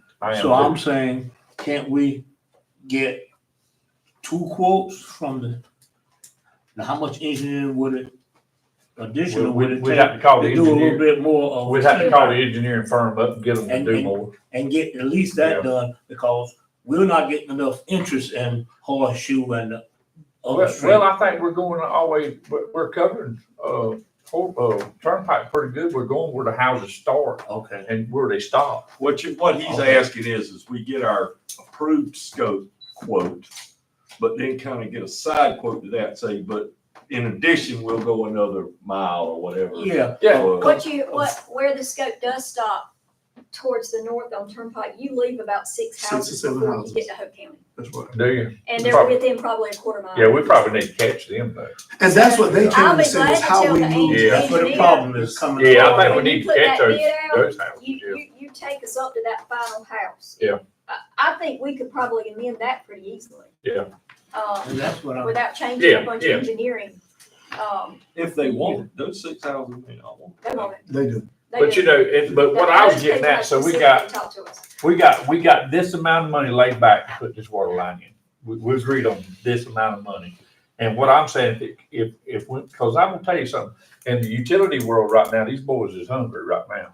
And now's the time to bid this thing out. Probably can get it done. Because before we can have get the it done budget. a lot cheaper right now if we Yeah. move along with this thing. Yeah, so let's So go if a we little can further. get, if we could get this water line put in for half the price, well, maybe we can go down, one of Needs the an other extra roads. and an Yeah, extra half. yeah, you know what I'm saying? But let's get the quotes on what we got right now and get that locked See in. where we are. Yeah, see where we are, and then move on to these other roads, 'cause, you know, we all know we just got a certain amount of money we can spend. And again, we need to go ahead and move because we've been talking about this for 10 years. Oh, we need to jump, especially we need to jump on it right now, because right now, Price may be right. right now, a lot of people's looking for work right now in the utility business. Well, and to Mr. Gibson's point, you have voted. We are moving forward. Okay. With Since that, the last meeting, Yeah. we are moving forward. Yeah. And I guess maybe I did not hear the motion the way it was meant to be. So I'll just take the blame for that, I guess. Well, I was waiting to hear who was gonna take that, so. I'll Thank take you. the blame. I went back and listened to the minutes and, we were talking about a lot of stuff and it probably wasn't super clear, so I'll take blame for that. And we'll get, if that's what you all want, we'll get a new message out, that we are accepting $25 interest money. but it needs to be specific for From- that area. For that district. I mean, that. Okay, Okay, area. so you wanna say for that water district, which I think is north. Nah, you But put it now out to you're- the district, yeah. But now you're taking it on Horseshoe Road and all that other? That's what I'm hearing. That's what I'm trying to clarify. Go ahead and, So- go ahead and take it we get the bid, and if we can't do it, you just give them the $25 back. But to turn them down up front, that's creating a problem for us, Okay. commission. Yeah. Okay, don't turn them down up front, let them, we're gonna try to get it. Beth seems to be Then if scratching we her can't, head over the account. give them the money back. That may- Yeah, Beth hasn't chimed in at all, because we know in the accounting world, that's not gonna be fun times. If we have to give all this money back in a year or 6 months or. Okay, all right, well, so we got that issue cleared, right? All We're good. right. Everybody I'm good with that, free of mind? No, we're not clear. April's not clear yet. I don't wanna be here again, right? Mhm. What area are you accepting $25 interest from? I would just say the Roads? North Turnpike Road area. I North say, Turnpike and any break-off roads? yeah, any break off. Or- Anybody that shows an interest, Yeah. we take the Yeah. $25, cause we're gonna try to get them water. That connects to, But if we that can't connects get to them that water, road, we yeah. give them the money back. Okay. Unless we're not Cause gonna like I try had to do it. somebody but from I Morris think- Bridge Well, if we on last can. week. If we can do it, we I need mean, to. yeah. If we can get. I wouldn't take that one. No, it needs to connect to North Turnpike. Okay. Needed to what now? Needs to be in that North Turnpike area. Yeah. Yeah, in that area. But if somebody should do it outside the area, it won't be a problem. All right, so now we're hearing something different. No, Lawrence Slay from no, Morris but- Bridge Road See, told me cause last there's week. some people live off roads up there that you hadn't thought about. But, No, he's talking about roads that connect to. Yeah, the turnpike, connects to, there yeah. you go. But We all somebody said the else may same come up and you may end up getting a 25, so, Okay. All right. hey. We're moving Clear? forward. We're moving forward with that. Good, all right, we'll move on ahead then. Number 8, Parks and Rec splash pad fee. Ooh, this will be a lot easier discussion. Don't say that. She put the curse on. Yes, you did. Brian and I talked this week, and he was talking about our splash pad. We know we're not making major improvements to the splash pad right now. And his point in Colin was that, we're having to do patchwork. It's not in that great a shape. It's only $2 admission. Why don't we waive that admission for our citizens? And if you want to elaborate on that, feel free. Yeah, I mean, our splash pad currently brings in less than $5,000 annually in admission fees, so get over the condition of the pad, knowing that it's the only aquatic structure in the county, felt like it would be, a nice gesture to the public for them to be able to get into the site free. We do sell concessions there, so there is an opportunity to make up some funding. And, we just thought it would be a good idea, for the public to access. How much does it generate? Less than $5,000 and, I don't see that either. How much are they paying now? $2 a person. And you? I make the motion, we waive the fee. I second. I'm 30. We got a motion and a second. Now, And I don't have any discussion. now, I third it over here. we're going from $2 to what? Zero. To zero. I mean, it's the only swim aquatic structure in the county, I figure But it's only good. good. That's a nice gesture. And it's not in the best condition. And we're not in a position to upgrade it. And so you're gonna allow it to be used and go down to zero. Then how are we gonna ever replace it? It won't be through the, there you go. But I don't think the funds, I don't think the funds, We need to get funds and we're gonna go from $2 to zero and get funds. but I don't think the 5,000 that we're collecting annually would be enough Ain't gonna to. matter. Yeah, I know it would be enough. But isn't 5,000 better than Oh, certainly. zero? So Question, Mr. Chairman. why would we, what kind of logic is this to go from 2 to 0, needing to spend, what, $10,000-$20,000 to replace it? Why would you do that? All right, well, we do have a motion and a second on the floor, and I think we've had our discussion time. Yeah. Anybody else, anything? If not, if you're in favor of the motion, say aye. Aye. Any opposed? Okay, all right, you got that, Gordon. Okay, we're gonna stop here, take about 5 minutes before we move into this budget discussion. 5 minutes, okay? Whatever, 5 minutes. Dorothy, if you would, you don't have to end that stream, but how about mute that, just so it doesn't. With that microphone. 5 minutes.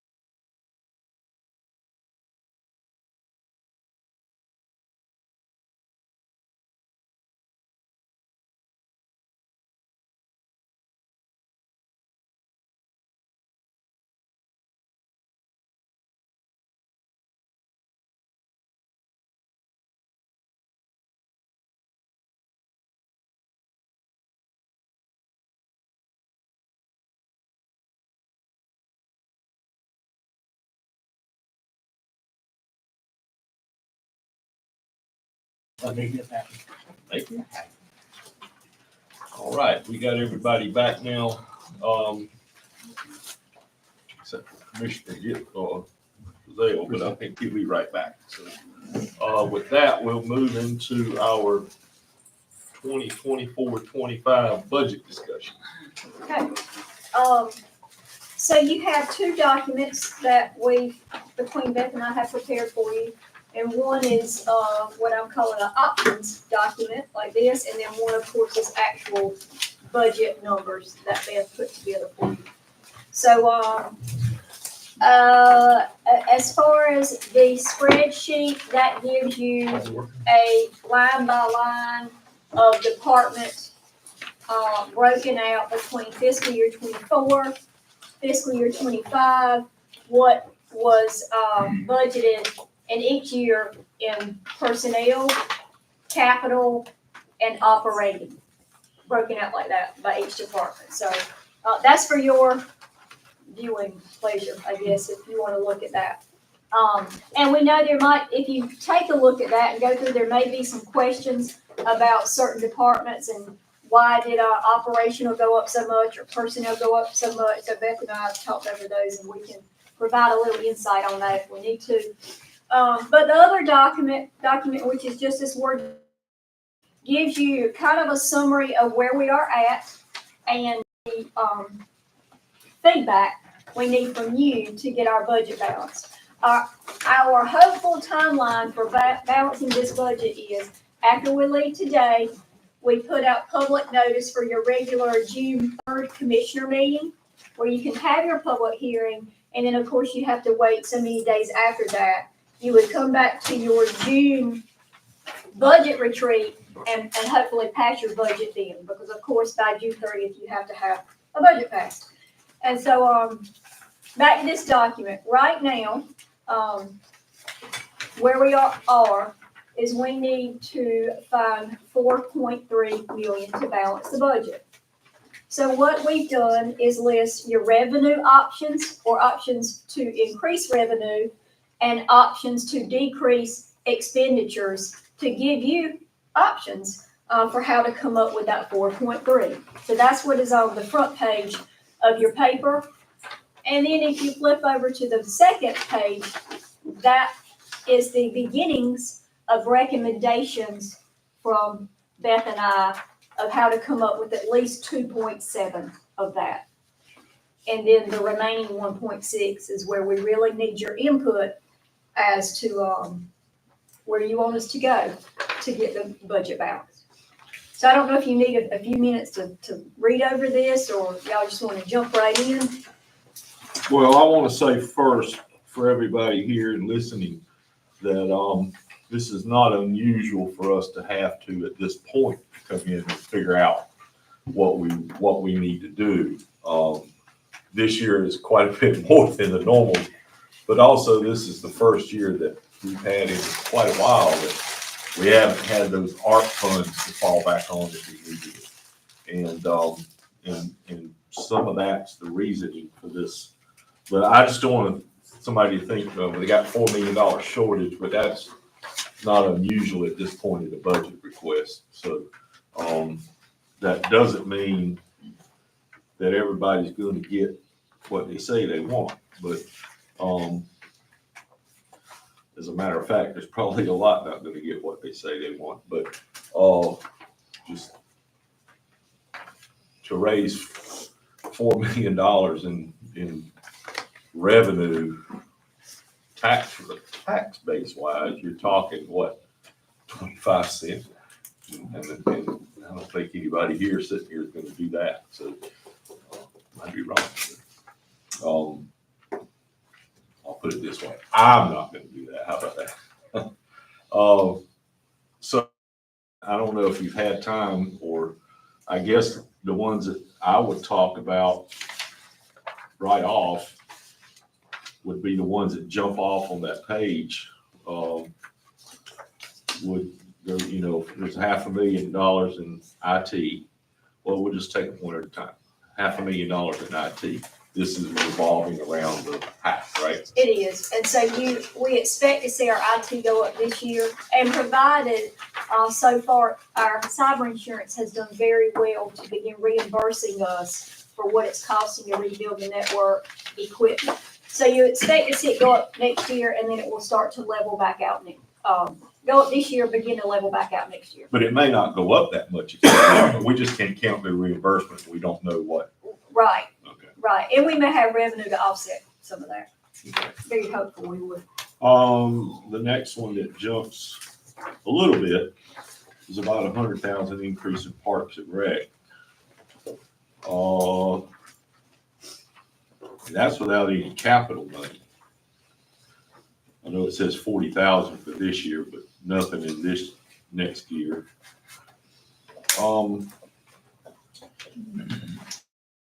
Two are health department DSS, about $1 million together.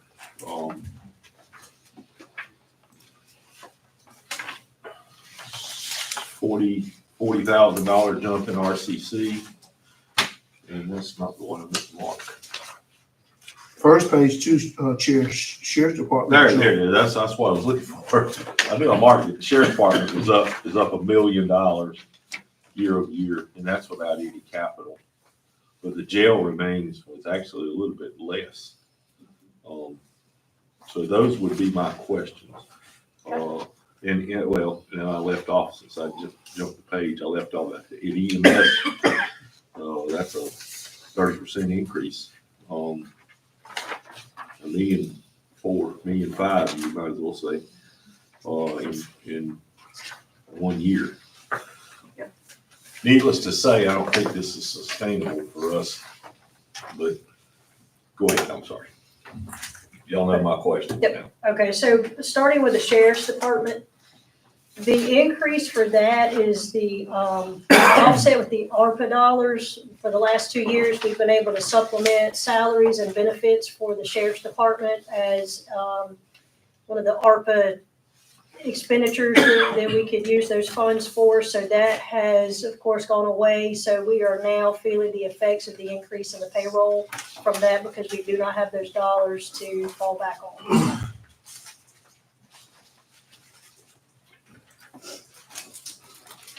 With EMS, and I'm probably gonna screw up the schedule, the new hours, the 12-hour shifts that were implemented a year or two ago, we are looking at adding the additional shift this year that was approved by the commissioners in prior years. We were doing this in phases, so that accounts for part of the increase there in the salaries.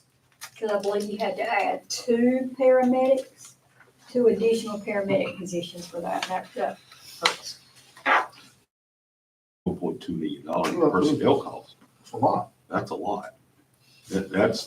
We're looking at $1.2 million in just personnel costs. Last year, EMS salaries were under budgeted. And so we're having to make up some of that this year. So you take into account, they were under budgeted last year, which means they should have been higher anyway.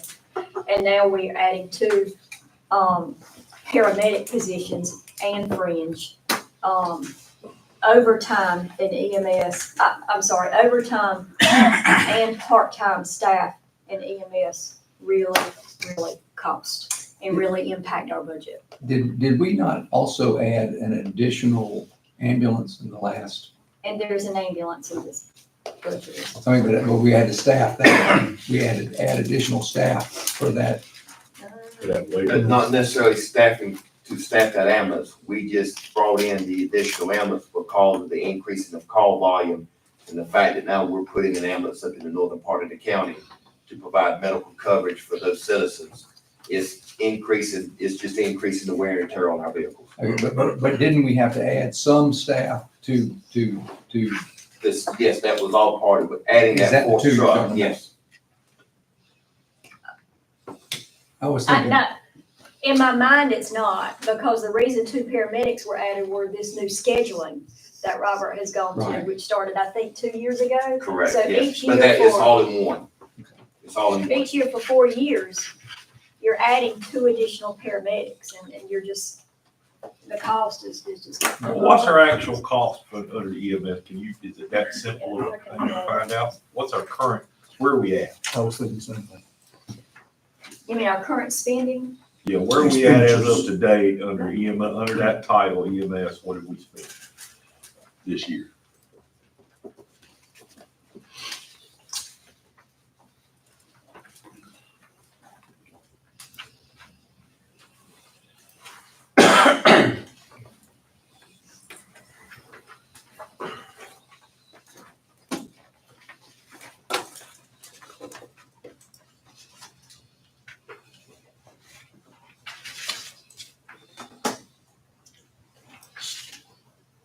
So as, overall total, we have spent, 1.8 million in EMS.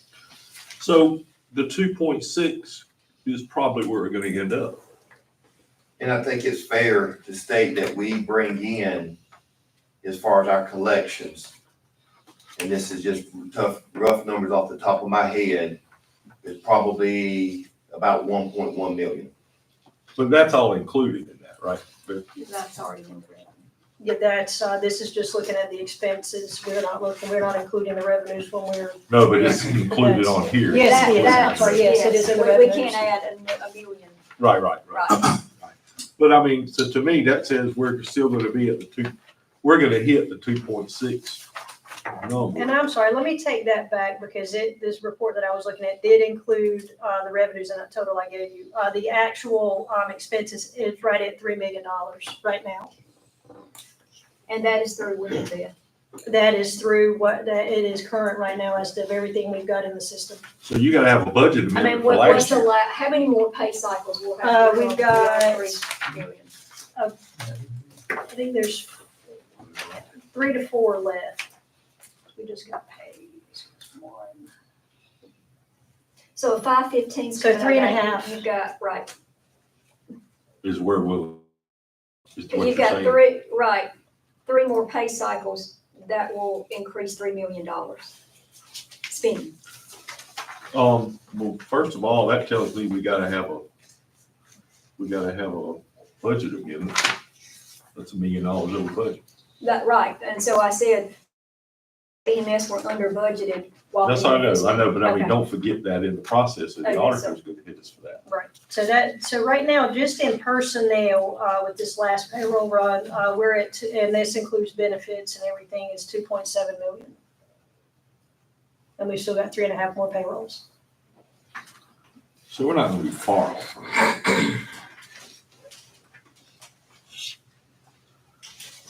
And of course, the Wait, projected wait. numbers we've given you still has the 2% COLA in it, and then increase in all fringe benefits that we can't control. Mr. Chairman, So go ahead. I consider today a working session. This is our first time meeting, so this is really a working session towards coming in with a balanced budget. And I'd like to see us go back to each department head and ask them, tell them what, if the budget had to be cut, for them to cut it where they think is best. Give them because we gonna be about 1.6 million or whatever shortfall. And we don't plan to raise taxes. That's if you do this. Yeah. So we can get there. Because each department head, they don't wanna see taxes raised. So we need to involve them. You show us, you know, this is I call this the first go around is a wish list. This is what you would like to have. But obviously, you can't do that. We don't need to sit here as managers of the taxpayers' money, looking at saying, we're gonna raise your taxes. For the 20 years I've been on this board, 10 of them, we have lowered taxes. It was $1.10 when I ran, $1.10. And I ran on that platform. You don't have to raise taxes. You can manage with the revenue that you have coming in. Okay? Cause that's all you do have. And that's what we have done. And now, this year, we're facing real management. And we can do it. So respectfully, Beth and I have already told the department heads to cut 2 times. They've cut 20% from. They've already done that. They've already done. We're good there. Okay, so I'm looking at, so this, We're looking at real numbers. real as numbers. Before we get into drastic means, I got you. what it would take to operate. Yes, sir. Okay. So, Go ahead, John, I'm sorry. so now we have to make the tough decision. Yes, sir. All the fat is gone. Yes, sir. Okay, so we're down to the lean now. Well, and keep in mind, getting to the 1.6 number you're talking about includes doing these recommendations. I don't know if you've looked at that. And let's look at it right now. Mr. Chairman, one of the, I'm not advocating that we increase taxes. However, when we did the salary study, Yeah. we knew that we were going to increase our payroll significantly. And my guess is that our payroll, and I'm looking at Susan, Beth, somebody for an answer, I guess. But our payroll has increased how much dollars in the last 2 or 3 years? So looking at overall payroll increase, According to this, $3 million from last year to this year. Well, and I guess what I'm saying is we were aware when we did that there would be a day of reckoning. One, when we used ARCA money for the sheriff's department, It was worse. we knew that was a temporary fix. So, you know, this may not be a good place to be, but we knew we were going in this direction when we did. And if we can make the decision to reduce some of those benefits, reduce some of those perks that we've done, reduce the COLA, reduce some of those other things, what we will be doing is undoing the good work that we've tried to accomplish in the last several years. And if I may say, that was just to get us competitive because our surrounding counties have already increased their plans. One increased it twice in 1 year. Yeah, and if you remember with the sheriff's department, we felt like we needed to do that to maintain the number and the caliber of folks we had on our law enforcement agencies, that we were losing those if we did not do this. We used ARCA funds to do this, knowing that in order to maintain that, something would have to come from somewhere else, or the taxes would have to be increased. So I'm reminding myself, True. that this is a situation that we chose to take. And we may make a different choice today, or sometime between now and July 1st. But I think we have to be aware that is a condition that we subjected ourselves to. We had that easy landing zone and called ARCA money for the last 4 years.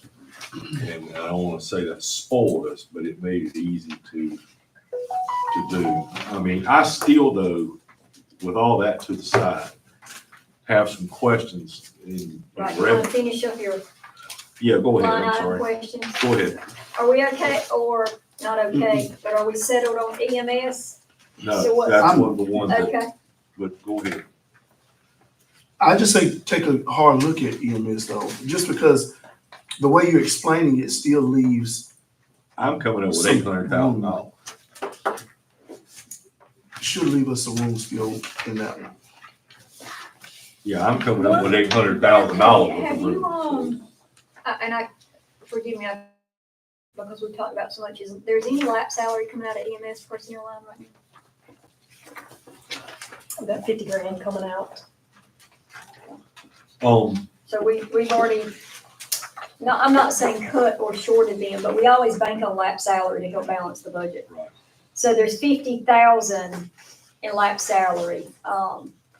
The thing about that is you can increase that, you're taking a gamble to be where we are next year, having under budgeted personnel costs. Well, I'm just using actual, where we are now, divided out and brought back in for a year amount to what we would be at the end of June, compared and added $200,000 for whatever for the new hires, if that's which way we go.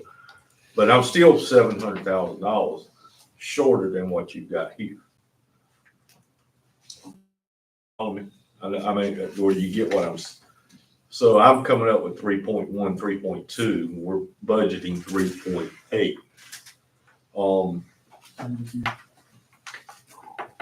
I don't want to get into the thing of we're over budgeting anything and just project, even though we say, well, we're not going to do it, but let's budget it that way. I don't want to do that.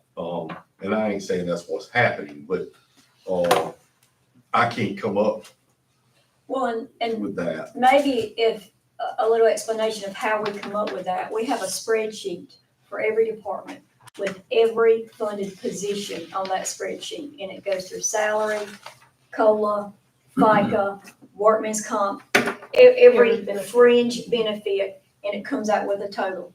We look at that total, then we take out lap salary, we take out any positions we're gonna abolish, gives us a total.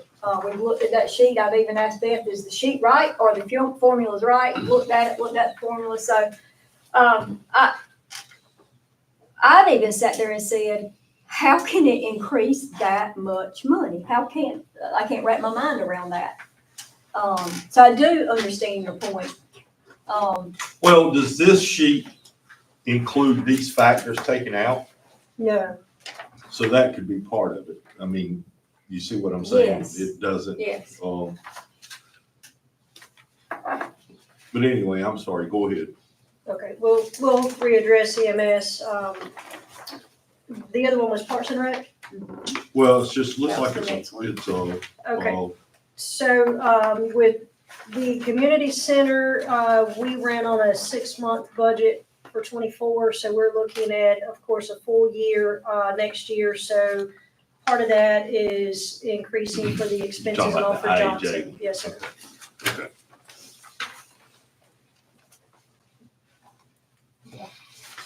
The next one is health department. Okay, health department, overall, there was about a $500,000 increase.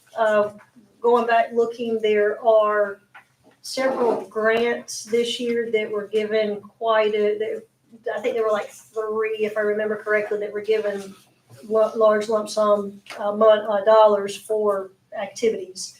So that is the increase for the health department, was just from grants, and the revenues offset the expenditures.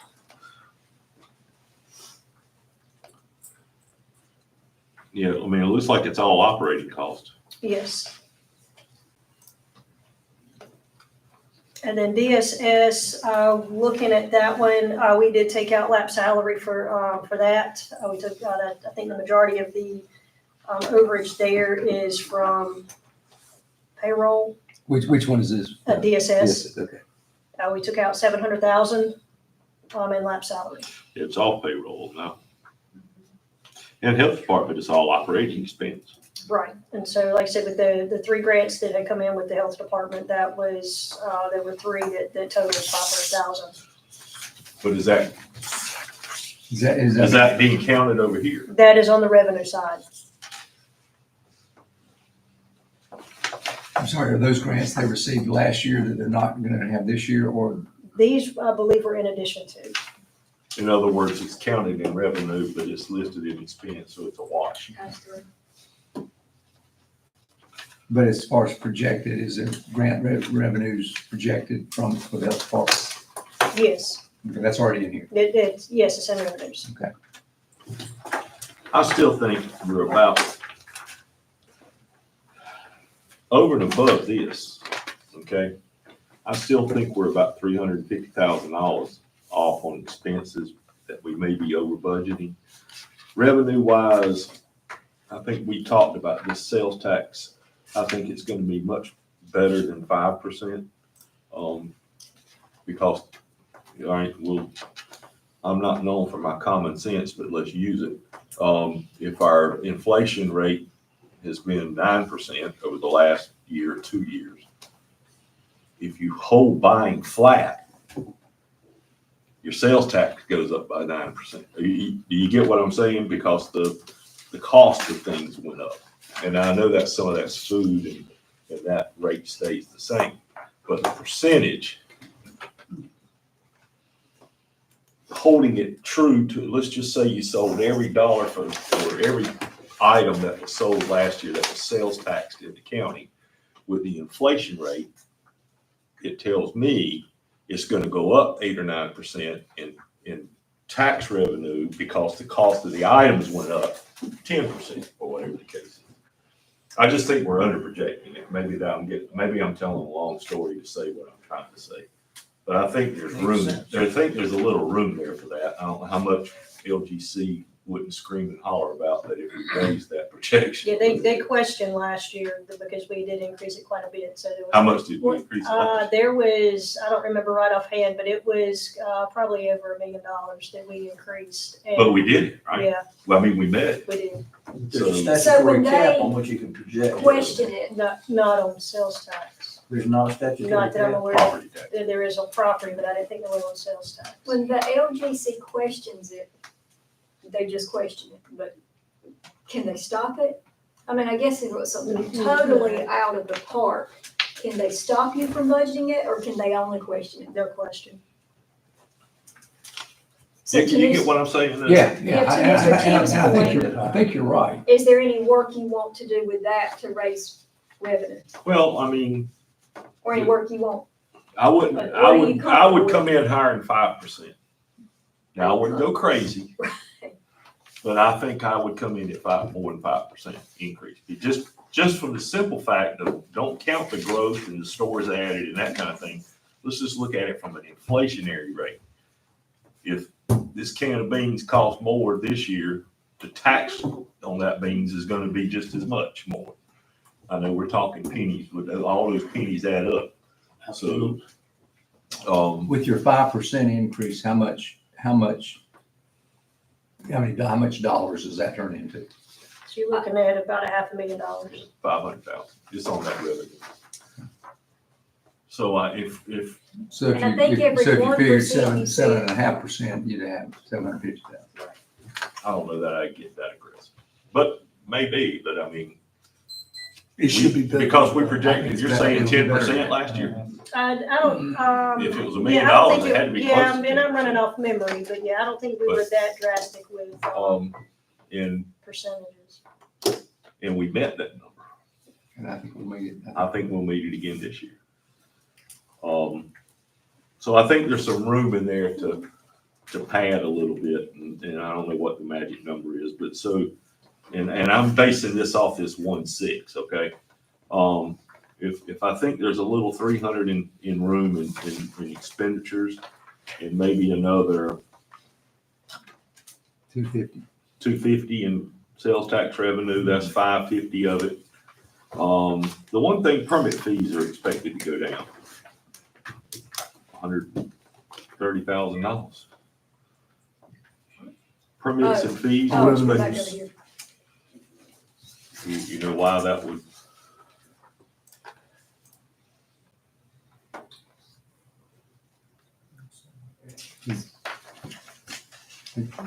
Where does that come from? Is that mostly That's inspections? coming from inspections, that comes from fees from the sheriff's office.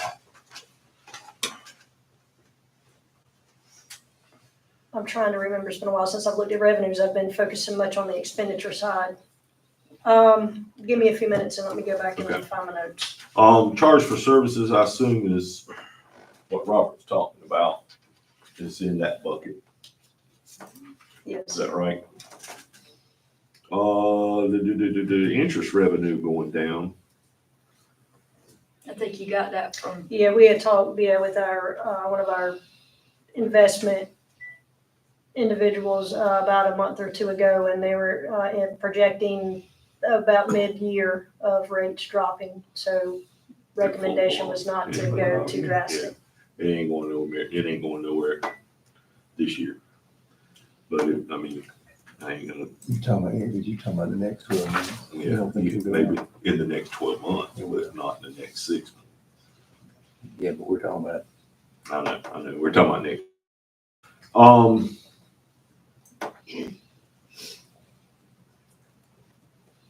Miscellaneous revenues, that's mostly school lease, and it's time for that payment to start coming down, right? The way It's slowly, the way it's not a, amortized, yeah, it's not a big jump. but that's a wash in money anyway. But, so I think there's still $700,000-800,000 to play with there. Just in revenue and maybe in some minor personnel adjustments. But keep in mind, that's if we take this recommendation. Which is freezing out of town traveling for non-required staff and training. Freeze all vacant positions for a year, excluding the sheriff and the register of deeds, 1.2 million. And I'll just say, the sheriff and the register of deeds are the only elected officials in here. We don't control what they do. We control their budget, but we don't control what they do. So that's why they have to be excluded from that. End all non-essential part-time positions. What is that? What does that look like? I don't know. That's my question then. That's hard. And so what I did with that, I went through all the part-time positions that are requested going into next year and that we normally have been funding, and chose those that appeared we could go without. We have to go without. And so that's subjective, right? If I ask those departments, they're gonna say, no, I can't go without it. But we can't have everything.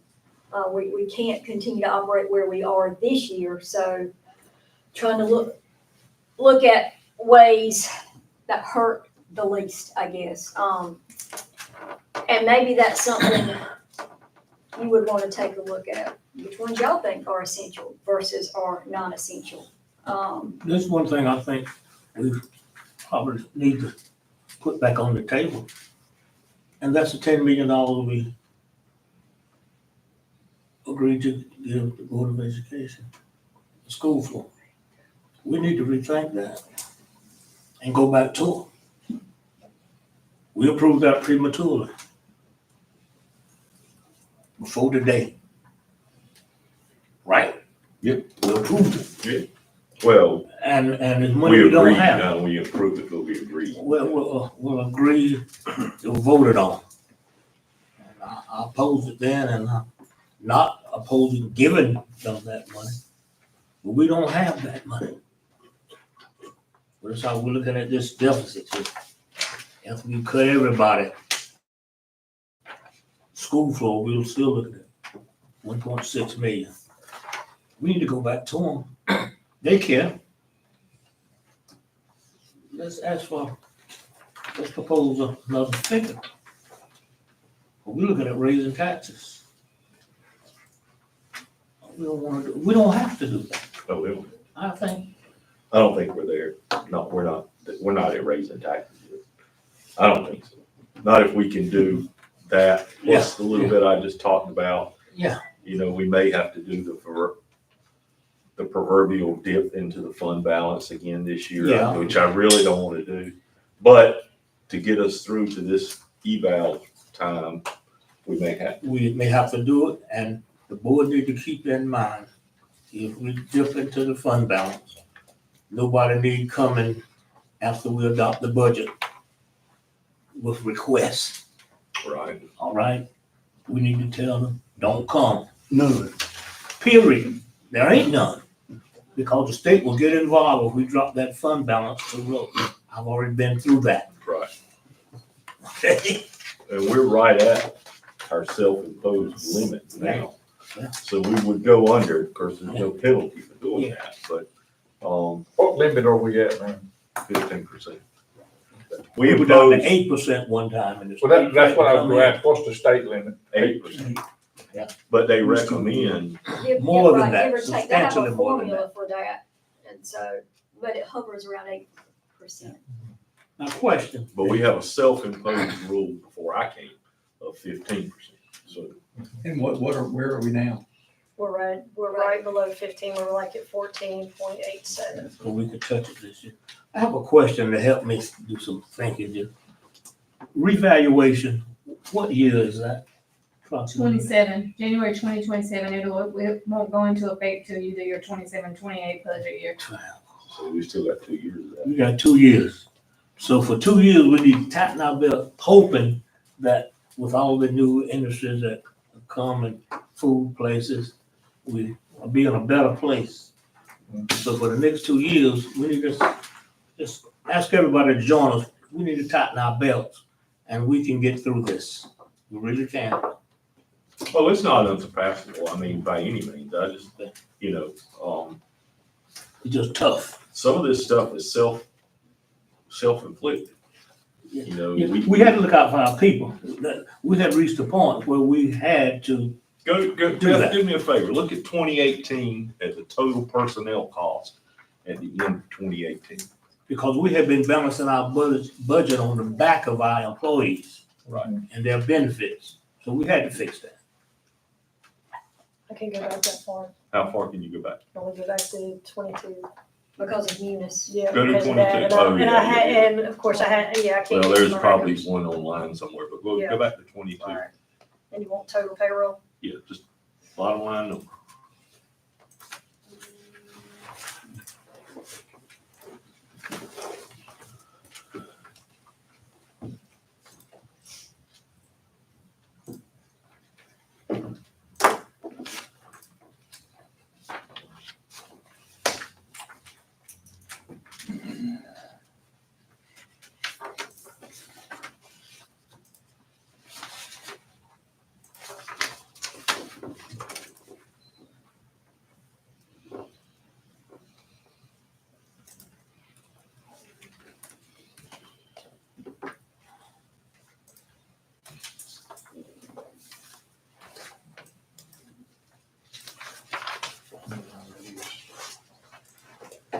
What?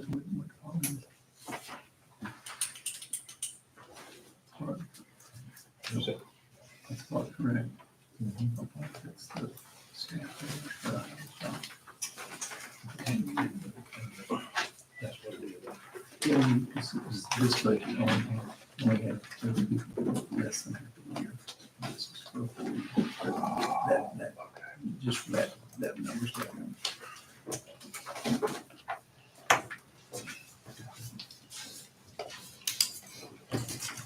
Maybe other personnel too, but I think that's. While she's looking at that, I just got to, okay, go ahead. 20.9 million in personnel costs in 22. 2022. In fiscal year How much was 20.9 million. That was in 2018?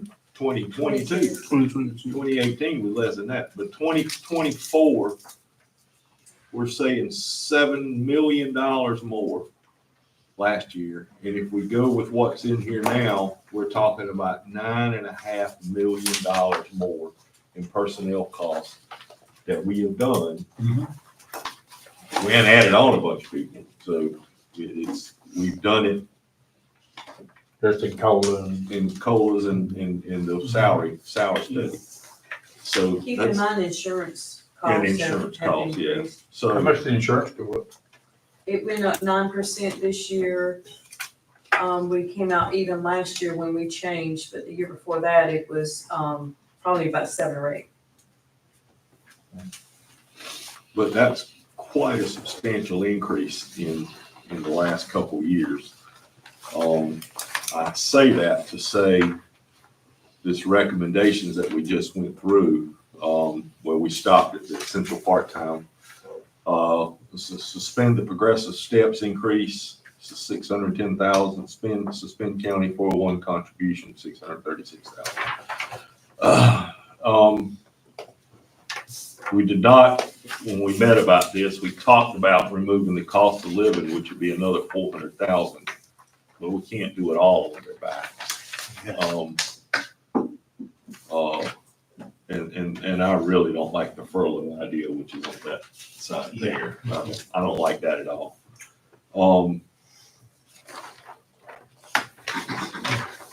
But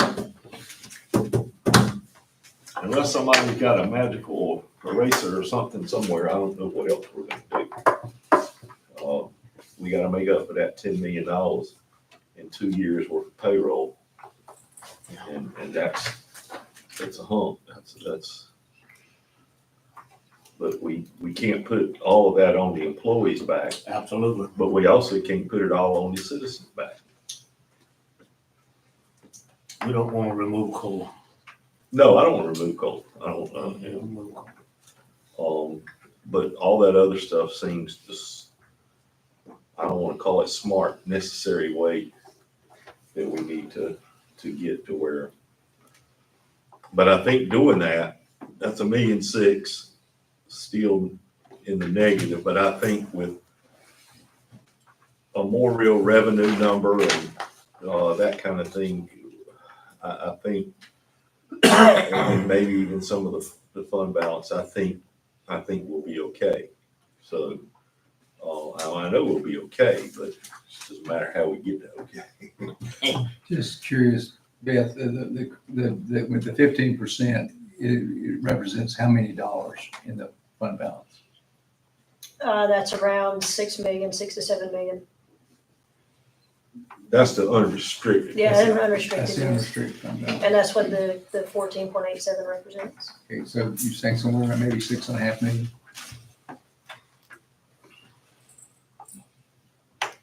Because there's other fund balance, but it's restricted stuff. Right.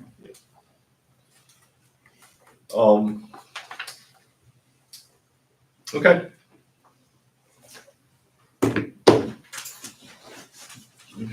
I would like to see that non-essential. I made a note to send you all what was on that list and how it came up with that. Talking about on the part-time help. Mm-hmm.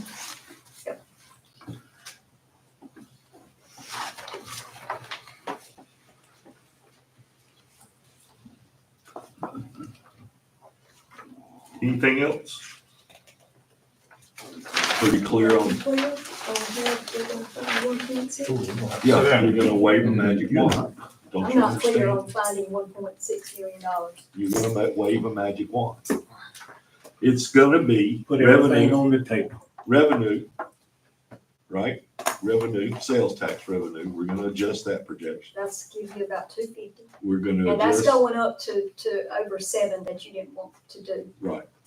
Well, that's. No, I'm looking at you, but I think that was the whole room said, don't do too much. Okay. Yeah. Right. It was 250. I That's think, fine, that's us, I wrote down finding $300,000 more dollars in expenditures. I think we're a little over on expenditures, 300, that's 250. I think we're still down a little bit in permits and fees, because I don't see why, I heard nobody say why we think we're gonna drop Yes, 140,000. so the permits and fees, that is, the majority of that is register deeds and inspections. He's gonna be busier than he ever was this year, so. You got the Is there a reason to think we're not gonna stay at the same level of That's the? why. Yeah, it fluctuates, that's one we can go back and look at. But that's 140 grand. So we're at 600,000 then.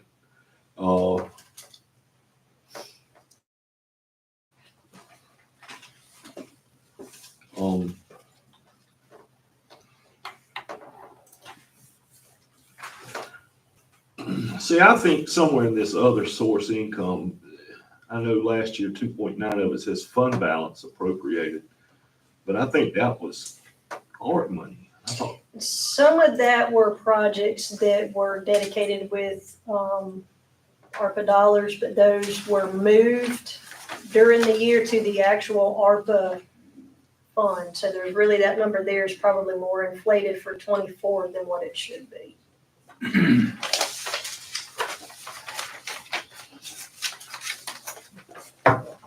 but anyway.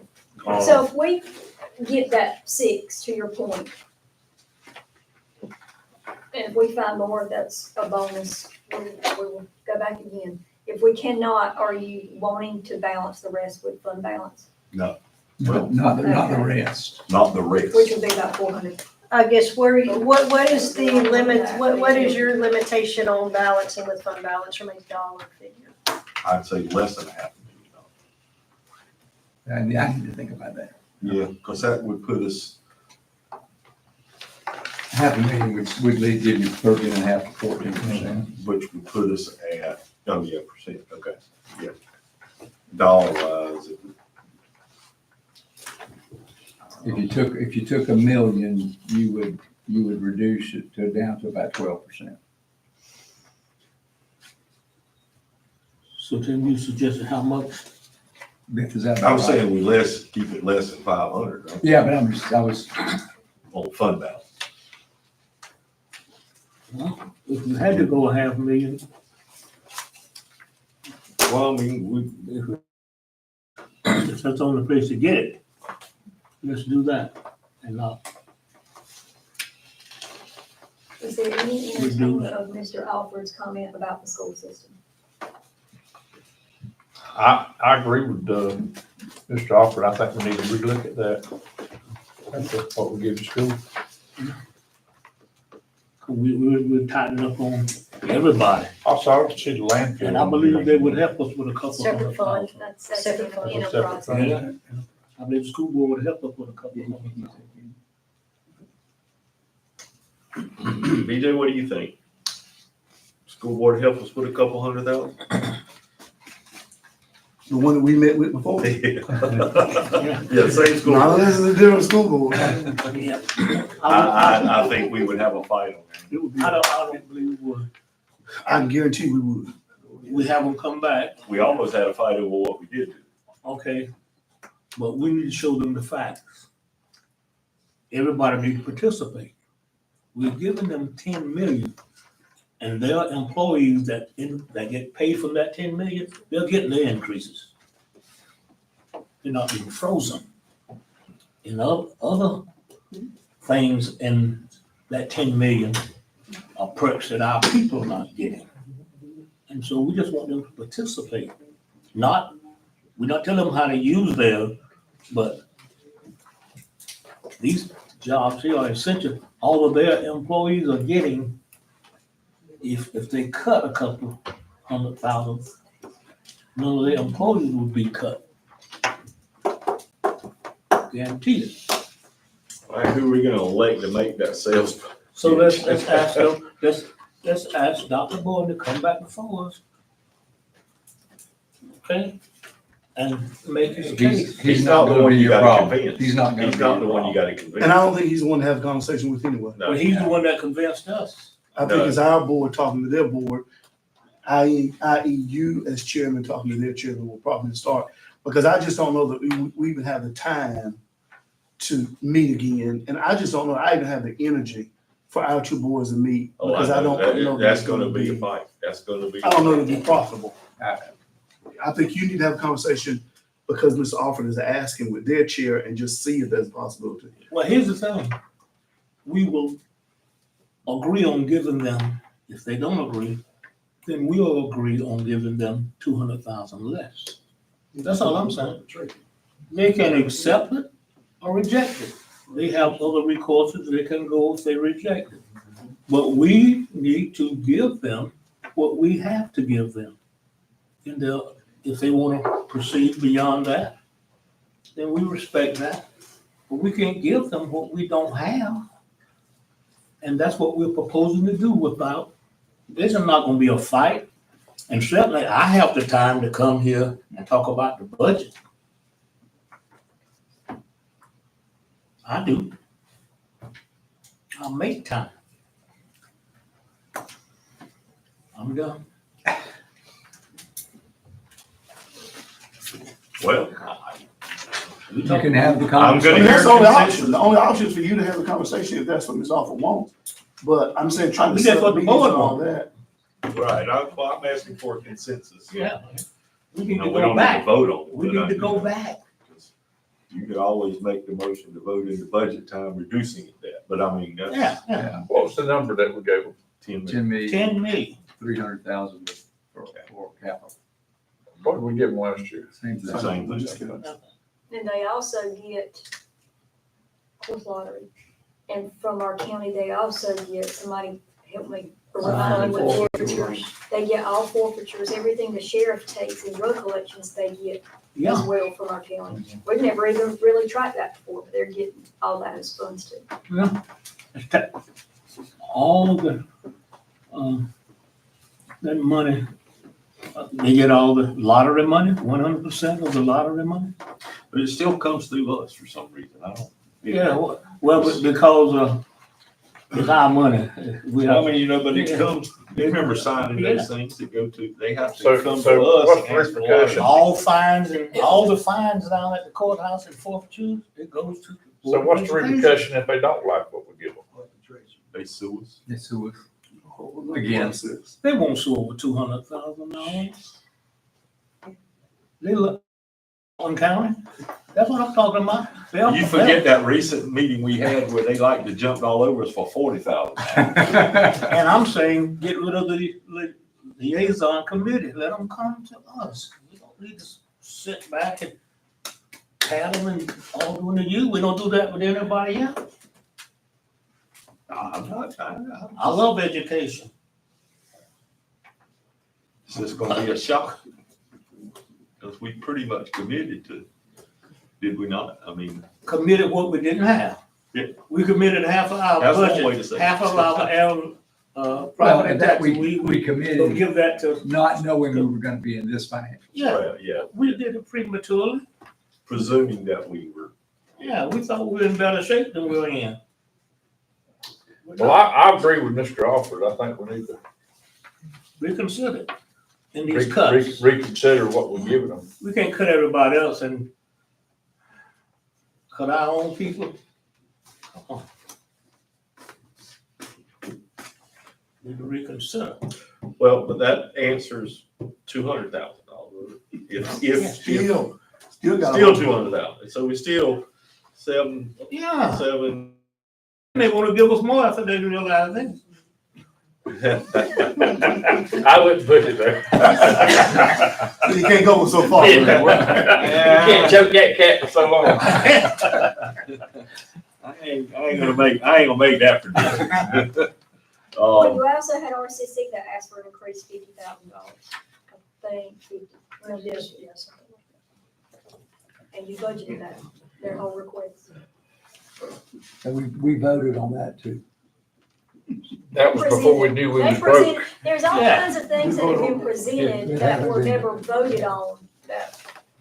That's before we me knew and we them was just broke, all the April. way deciding what to do with it. No, we did vote on Did you it, vote on but that? we didn't vote on the budget. We didn't know So we they were can broke. still be charged. Yeah, that's before we knew we was broke. Lord, don't say that. Because I'm assuming things like Beyond broke. Southeastern from Folks, this we morning. are is a not no-go. broke. We're not We are broke. not broke. We're not That's not broke. a message that needs to leave here. I ain't. But you always broke.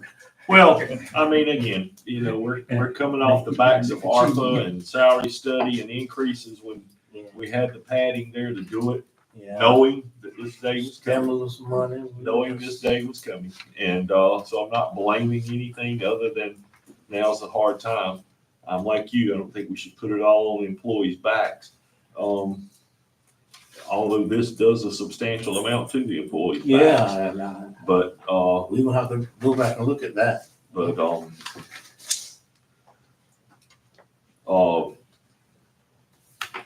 So are you clear now on what we're looking at and for? Sure. You know, I'm not sure, but can I please say something? Sure. Wait a Just- minute, are you saying this is Dale the citizen or Dale the employee? I'm saying this as still as the employee. Okay, I just want to know who I'm listening to. Okay, you know, I'm sitting here and I'm listening to all of this and, you know, I'm one of the employees that was here, you know, back in 2011 when we had to take the 5% cut in pay and we did the furlough and we survived. And it's a complete different era now. And I know that some of the stuff that has been presented to y'all is gonna hit us as employees on our backs.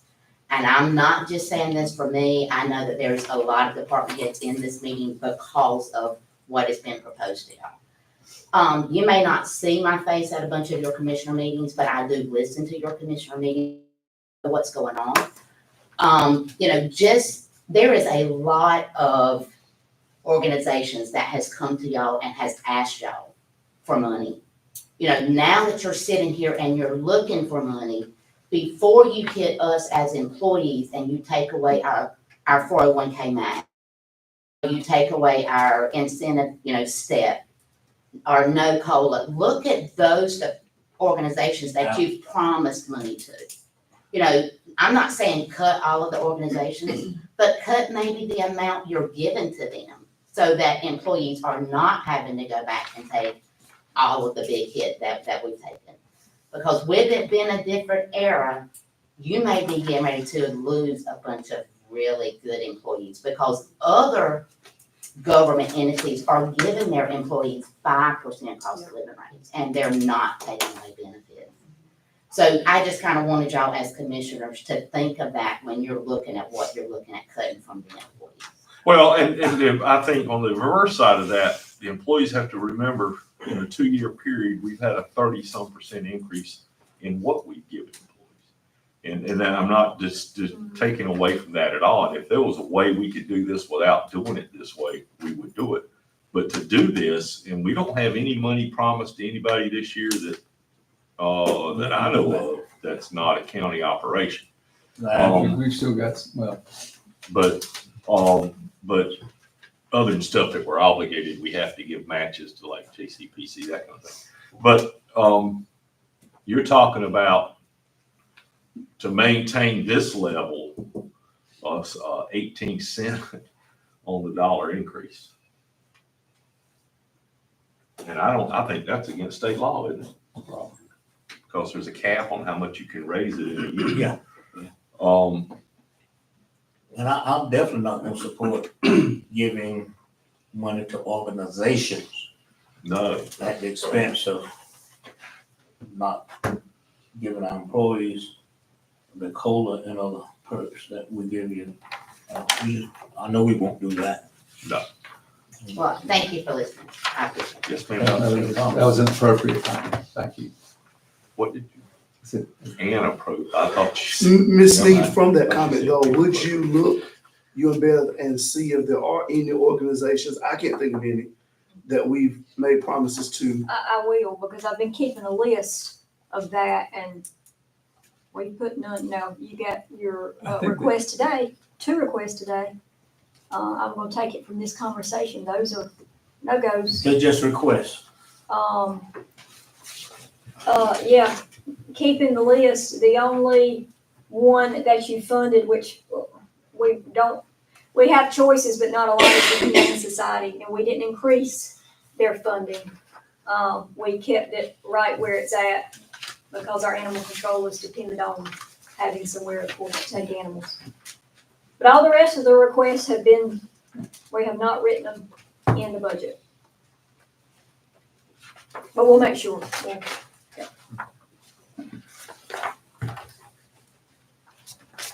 And I made this comment earlier, I'm gonna repeat it just because I think when you go from the number of dollars that we spent on personnel 2 or 3 years ago to the number of dollars that we're spending on personnel today, it's hard to do that without considering a tax increase. If the economy's not growing. No, I think even with the economy growing, to go from 20 million in two years ago to 29 million today and not consider a tax increase, I have a hard time thinking. Well, Commissioner Gibson, my thought is along those same lines, and I don't want to say it, the Lord knows I don't. But I said this to April before, all right, if we chop and move and do it this year, we're gonna be in the same place next year. Because these are not numbers that decrease, they only increase. As far as salaries and progressions and that type of stuff.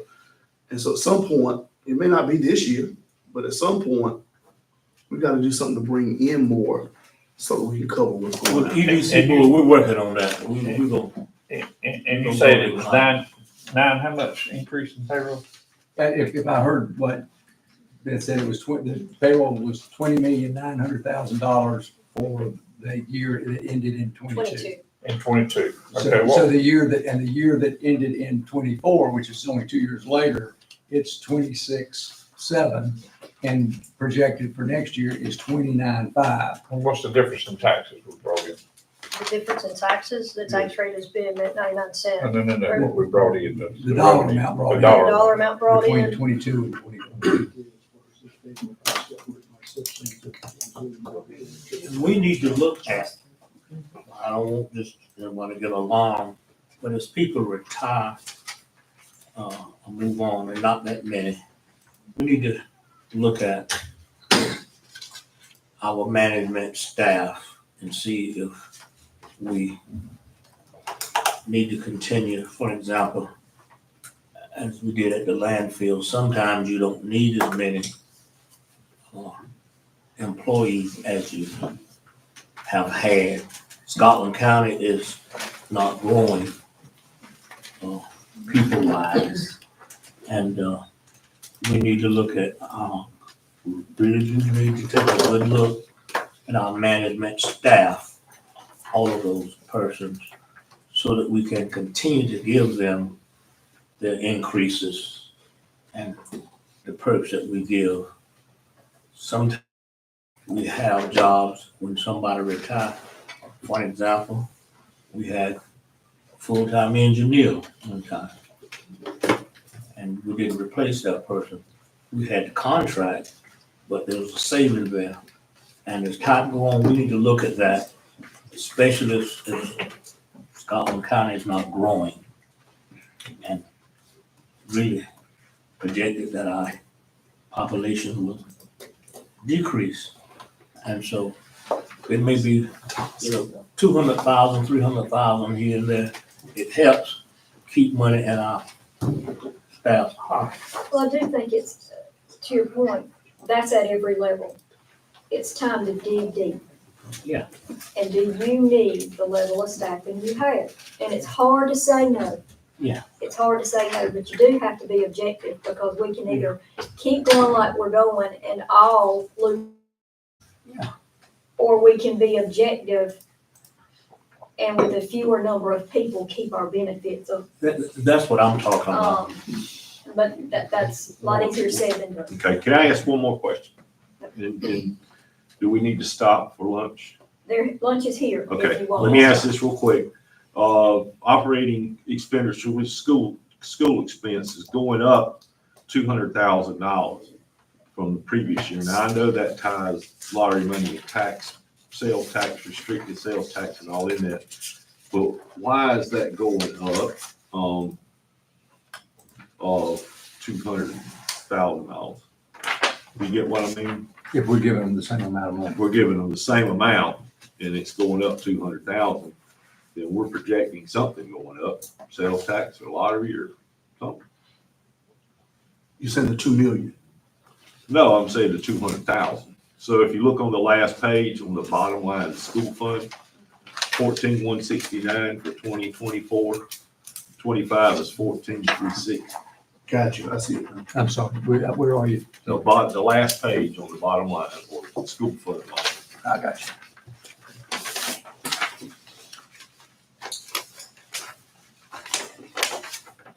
I ain't got that. Right here. Oh, okay. You sure do it. I got it, I got it. Yeah. I'm just curious as to how that is coming out, because you can't tell over here in these revenues which one, you know what I mean? Yeah. Of course, there's restricted revenues, but that doesn't mean.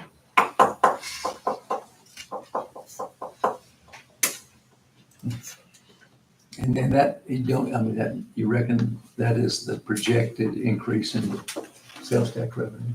Yeah, but if that's the case, it don't match up with what we're overall projecting. I mean, from a I'm percentage looking. revenue? From a percentage standpoint. Yeah.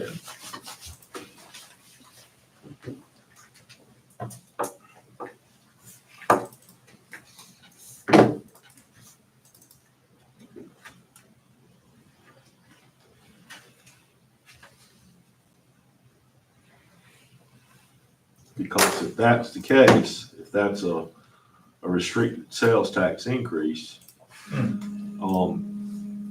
stop it.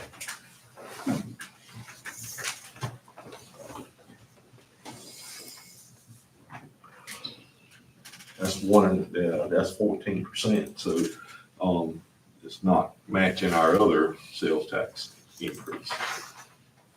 So in other words, our sales tax would have to go up 14% for that just to be sales tax money. Restricted sales tax.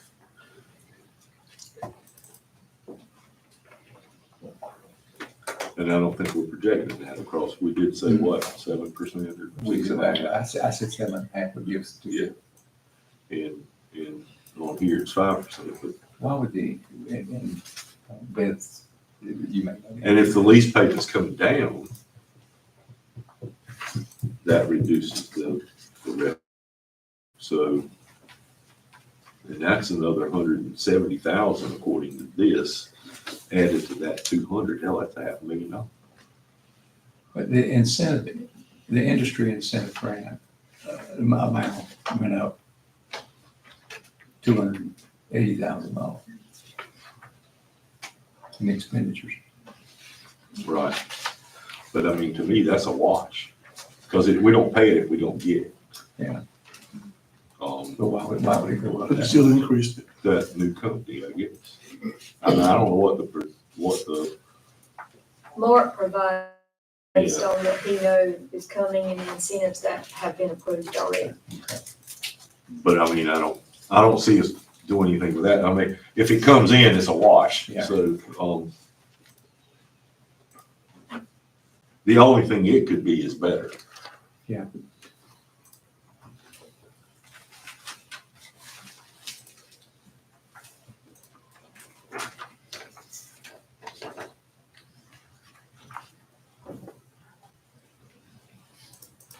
All right, well, maybe while you look for that, we go ahead and take our, I do have the property tax numbers.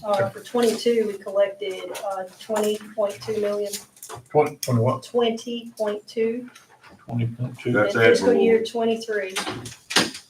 And this is just ad valorem. I didn't include any of the other Right. things like interest or anything like that. 23, we collected 21.1. And up to this point, right now for 24, we've collected the same amount. 21.1. Yes, sir. Yeah, we still have. So we should go over.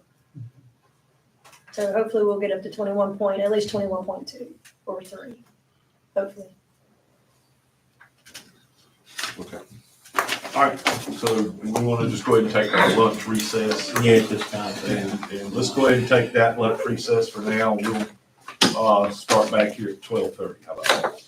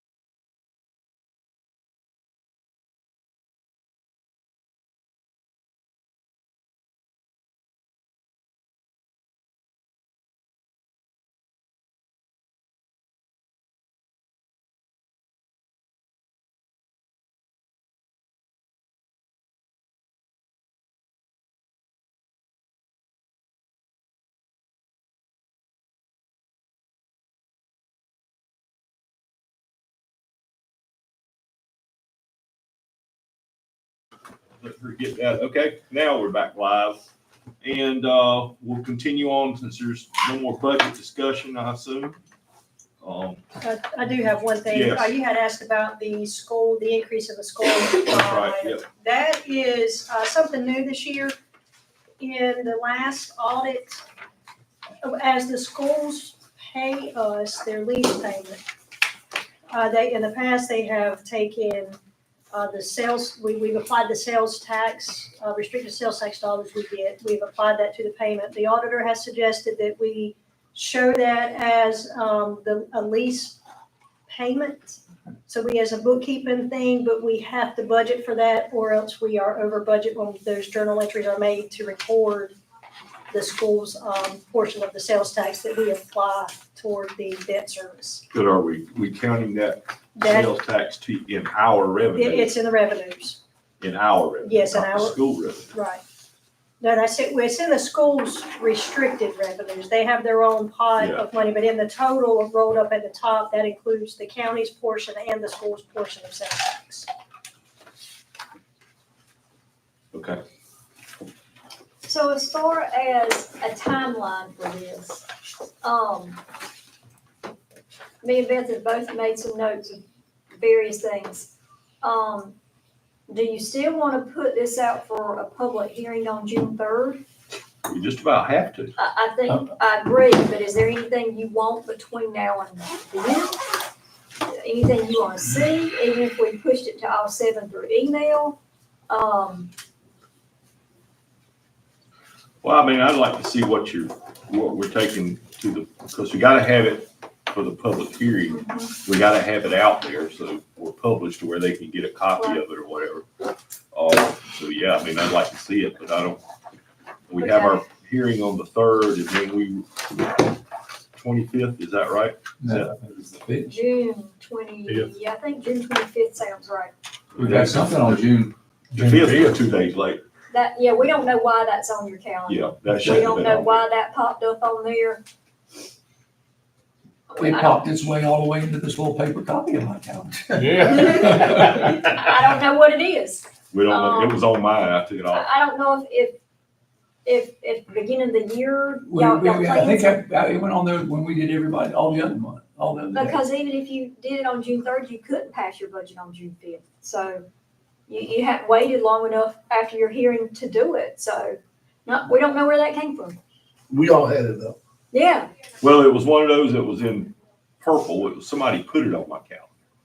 I still don't know who that purple person is, but they put stuff on my calendar in purple and it just shows up. I think that's what happened to all of us. It just showed up on our calendar. but y'all talked about it. I Paul, wrote you mine put it in. down. So we know we can't do it on the 5th, so you're suggesting we do it the 25th. Well, it's on my calendar again That on the would have 25th. been your next like budget retreat, regular day. So do we have one on the 25th now? Is that- That's what I That, have. that one 25th. was popped up on my calendar. Don't we have Somebody- to have a 10-day notice before the June 3rd meeting with this, or is it 10 days after the June 3rd meeting before the 25th?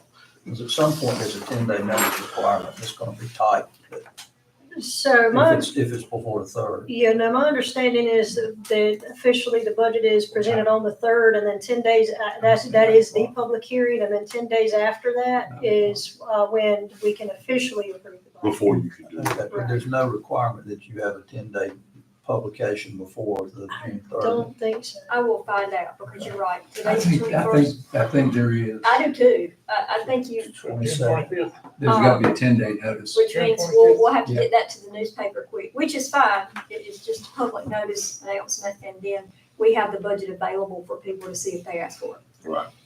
But which means we have to have it ready. Like within a day or two. Okay. Anything else? So what you'll get is what we hope to be the final budget, and I'll have you like a note page on there to say, Is what we're doing. this is what we did to finish it out, and I'll also send the links to those part-timers. And I will, in the meantime. Because I'm saying, with preparing the budget, these things are gonna be made active in there, I'm assuming. Plus Unless you all our cross one of school them out. request. But I really think some conversation needs to happen before that goes public. I mean, just to save our face. No, I agree. I can have that conversation with him by tomorrow if he'll answer phone. But, what I'm hearing is that's what's gonna be approved. I mean, What is that? You're the saying? 9.8 instead of the 10. That's what I'm hearing. I don't, Yeah, that, we don't need to do that on the back of our folks. And leaving RCC as is. I'm asking. 50,000. well, that's a 50,000 increase, right? But does that include that 30 we just gave them? That was extra. That was May not be able to do that whole 50. We have to touch that 50 again. We have to. So are you all giving us, I don't know if permission's the right word, to cut the school system by 200K? That's kind of what I was getting to, was do we plan on that too, or? So when it gets down to this, those are important numbers. Let's Two plan hundred K on goes a that too. long way when we get to this point. Let's agree to the 9.8.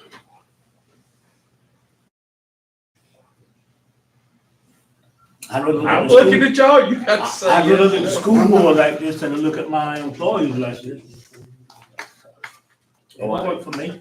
Because it So doesn't you talking sound about giving the school board doesn't 9.8? sound like to me, they don't budge. They don't work for me. These I'm people talking work about this for me. board. I know they're not gonna budge. I mean, I already know that without making a phone call. But, Well, I, 9.8, if not 9.7. just be prepared for some meetings in July. Just be prepared for some meetings in July. Sure. We don't have it, folks. So that'd be cutting them $500,000. No, okay. 200. No. 200. That's too much. 2%. When he says 9.8, it's 9.8 in operating expense and still 300,000 in capital. Yeah. Okay. Well, That makes sense. I think And there's they're some probably other gonna get numbers approved that for y'all extra need to look $100,000 at. I'm thinking the same thing. And before, and this is just my own personal stuff, before, I felt like we made a commitment to the school system, not y'all, but those of us on the liaison committee, made a gentleman's agreement, I guess that's what it's saying, that we would support the 10 million and the 300,000. Y'all have done that. And we did that, and we came back to this group. If this group as a body chooses not to do that, then I will obviously support whatever this group does. No, Commissioner Gibson, we voted as a board on that, not just us three. The board actually took a vote on it. Okay. And Ms. Commissioner Alford was the only one who didn't agree. Okay, and if this group, That's kind of what I'm asking for, because in their planning and whatnot, we need to know. well, I don't think that, the Lord have mercy, I can't even believe I'm saying this. Because I've probably been the one wanting to go to 9.8, 9.7 for 10 years. But I felt like I made an agreement to support it, and I think I will do that until this board votes not to. If this board votes to give them 9.8, then I will support that. I may not vote for that vote, but if that's what this board does, I will support whatever this board decides. Taking that into consideration, we've got some other things that we're talking about as far as our staff and as far as RCC. You've heard me say it. I don't think we spend a better dollar than what we spend it for RCC. Before we start doing that and taking things away from our employees, we at Gibson will consider a tax increase. So that's, I'm just Giving me the shakes.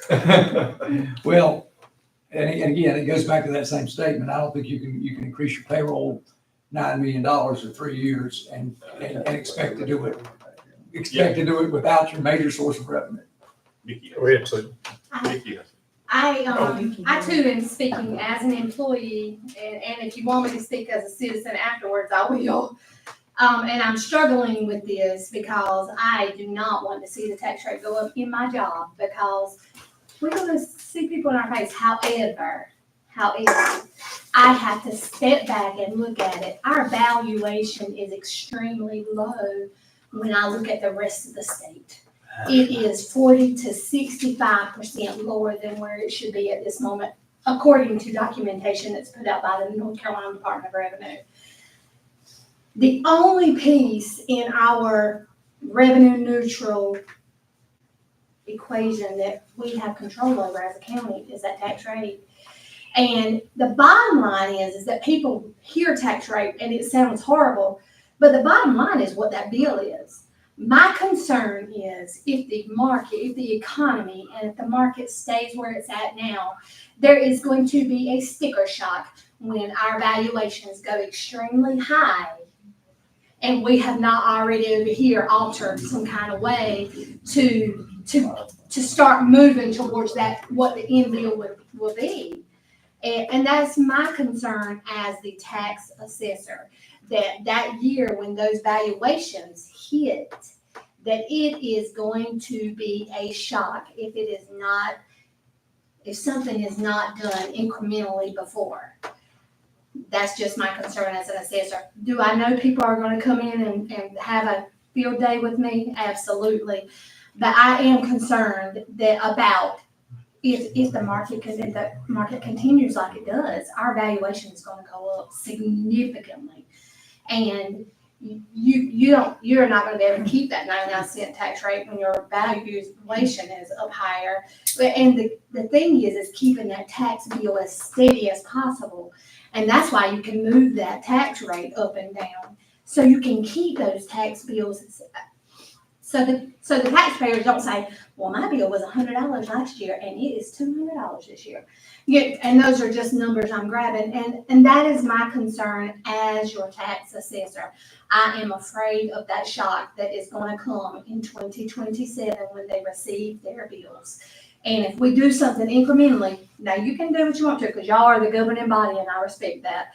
But I have some concerns about it jumping high that year. And I feel like we could do something pretty proactive to get people slowly knowing that their tax bill is going to be more instead of doing that one big jump. But that's just my spiel. As a tax citizen, I appreciate everything y'all are doing to make sure my tax rate stays low. I appreciate that. And I appreciate They had that problem in Brunswick County a year or so ago when they revalued our property down there and it jumped way up. But they turned around and did it as a net neutral where they just dropped the rate basically to match it. Well, we did that. Yeah, I think Susan wants to Several say years something. ago. Well, I just wanted to remind the board that probably, I can't remember, I know for the last 2 years, if not 3, the county manager has proposed the budget at the current rate. And of course, the board voted to reduce it. So we've reduced this tax rate. Why, that was during the time we did the salary study and all of this. We reduced the tax rate for the past 3 years. And when the county manager was really recommending, let's keep it the same. Well, I did. And I'm just saying, he for was the saying- last 3 years, it's been reduced. And then you hear what Mickey is saying. He recommended just saying, a 2-cent consider that. decrease last year.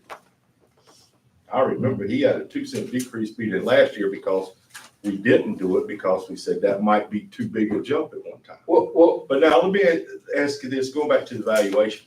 Is there a way to make a soft landing in it? Is there a way to say now without anything other than we're pretty sure that we start a overall tax valuation increase of 10%? I don't know. I'm just. I don't think you can do that legally. That's what I'm believe, asking. unless- That question is more you. I agree with Attorney Johnson. I don't think you can do that legally either. have we played around with the idea of maybe raising the sales tax instead of the property tax? Well, that's another discussion we've got to have, but that's a separate, that 1/4-cent sales tax. I mean, if we raise the sales tax, that'd take a lot of the burden off But the. that won't help you until next fiscal year. Right, that will kick in the At next. the- But we still need to talk about doing it. I'll be honest with you. On the average tax bill. I'm sorry, I didn't. No, I mean, to the taxpayer. What Like, is- what is a 1%, 1 cent increase 165. gonna look like If, on a, I think Beth has done those numbers, and I have not done those, and I would not want to speak. I don't mean revenue. Yeah, I think, I mean, looking at like just my an property average. tax, adding a cent's gonna add how much, $10 to it, Yeah. 20? I mean, It's, and I know that depending on how much your So value if your is. property is worth, love the handy dandy calculator that I don't have on my new phone. So you would just do 150,000 times 0.001, and that would be how much it would increase, Well, like which is not much. Ed said, math, easy math to that is $200,000, a penny's gonna be $20. Right. But you can't sell that, and that's not what's gonna be heard. And I'm not one of them, but there's 4 people on this board running for office. I don't know that they wanna stand up and say, this is we're the ones that did that.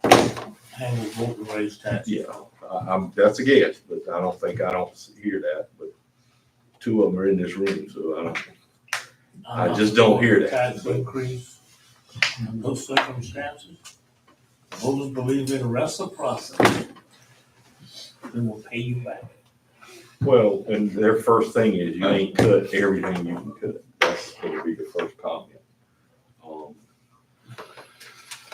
I just wish there's a Well, way they to. also think county government is, we do a lot of wasteful spending, and not anymore. We don't have it. So there's no other, do you see any other places we could cut? I've given you every option that I could creatively come up with. Things y'all haven't talked about are reduction in force. You know, it has, either your opinion is we are overstaffed or we're not, right? How I just feel like the force- hiring freeze will take care of that to some extent. Yeah. Well, yeah, how do both you and Susan see reduction in force, hiring freeze, and attrition working together? I know, I mean, you kind of hit on that like earlier. the triple whammy. They kind of go in hand in a sense and should produce some good savings, or do we have to do those 3 individually? We don't. I did make them individual options. And I guess it goes back to, if you truly believe we're overstaffed, you should do it anyway, no matter Where what you you're are looking tax- at with yeah. your budget. You shouldn't just have people on the books to have them there. Freezing positions, and not every position will be frozen, because there are some essential positions that we simply will not be able to freeze, right? And that'll be hard decisions, I'm assuming I will have to make, because every department head will lobby why every position is essential, and in some I will have to say, I don't think it is, because if not, we won't save that $1 million, right? And so that's my best answer. It goes back to, is do you truly think we're overstaffed as a county, or we're not? Now, freezing will if we're overstaffed. The problem with freezing versus targeting which positions you think are overstaffed, you only freeze what becomes available. So it may not be what overstaffed, it just depends on who happened to leave. So they can work together and they cannot. I don't know if that's a great answer, but, if I have, right now at social services, every investigator has resigned. Everyone has resigned. I have to let them hire investigators for child abuse. That's my. That's not in that $1 million, because I knew I gotta keep them funded. I think your problem with that is going to be your essential positions are the ones that are the higher stress and the ones that you're more likely to lose. Correct. And so you're gonna end up, you're gonna have to hire those. If you we believe and we expect you to do something about it, that there are places, there are departments that have more folks than they need, then those are the positions that you ought to be looking to reduce. And I don't think that's good. I don't think. Right, and I can't reduce them. I don't have the authority to reduce when we're overstaffed, unless it happens to become vacant and I can freeze it. Could you could you move, when you got a department that's overstaffed, could you move them to a different department that's We not? can, if they're qualified and can do the job. If you had a department that you thought it's got 25 people in it and it could get by with 22, would you not have the authority to recommend to us that we reduce that? Oh, I can't, right, I can recommend. But we have to make the decision. Yes, sir, you do. We have And we need to, essential because we and have to non-essential deal with it after What is that. that, what is mandated as a county and what is not? Yeah. They're still not easy decisions, even if they're not mandated, because lots of non-mandated things are good for our citizens.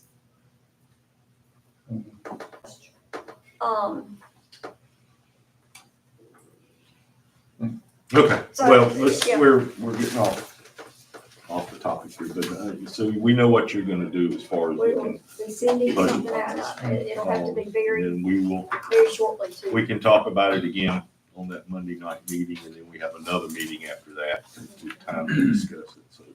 All right, great, moving on. Item 10, vehicle use policy, which you should have a copy in your. Yes, and it looks like this, and for some reason it did something weird, and the heading was cut off, but the heading had nothing in it but the title of it, so you haven't lost content.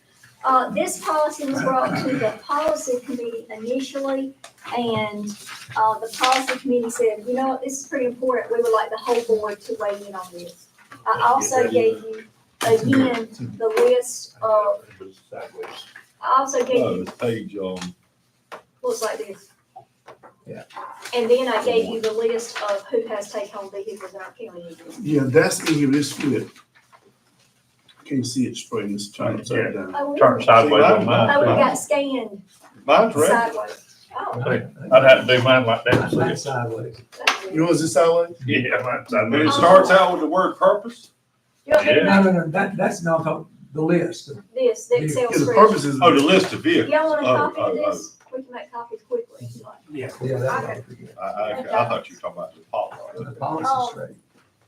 So your policy, since you have it on your computer, the recommended changes should be in red for you. Right. But I can go through, really what's changed in this is we've tried to make it, more consistent when determining who should have a take-home vehicle, meaning they drive it back and forth to work every day, right? Who should be approved for that and how to be consistent across the county, in approving those. Formerly, the policy was written where you allow, the sheriff's department had total control to do whatever they would like with cars. And so I made a note there, is there something you want to do with the sheriff's department different, or do you want to leave that as is? I think we have to leave it. This is my opinion, and I've said that 50 times, but I'll say it again. I think the sheriff's department is the sheriff's. We give him X amount for his budget. He does what he wants to with it. If that's his decision.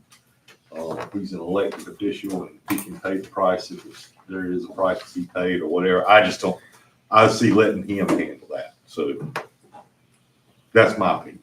You're saying as it relates to the policy of who gets cars and how Yeah, they because that's operate. what this policy governs, who has a take-home car, and then Yeah. criminal records and all that stuff for driving county vehicles. What we wanna do as a board is fund him. If we fund him, I'm just putting this out of the air, 300,000 for cars. And that works within our budget, that's what and we don't care, he can give those cars to whomever he wants. But if he wants 600,000 for cars, okay, we ain't gonna give that.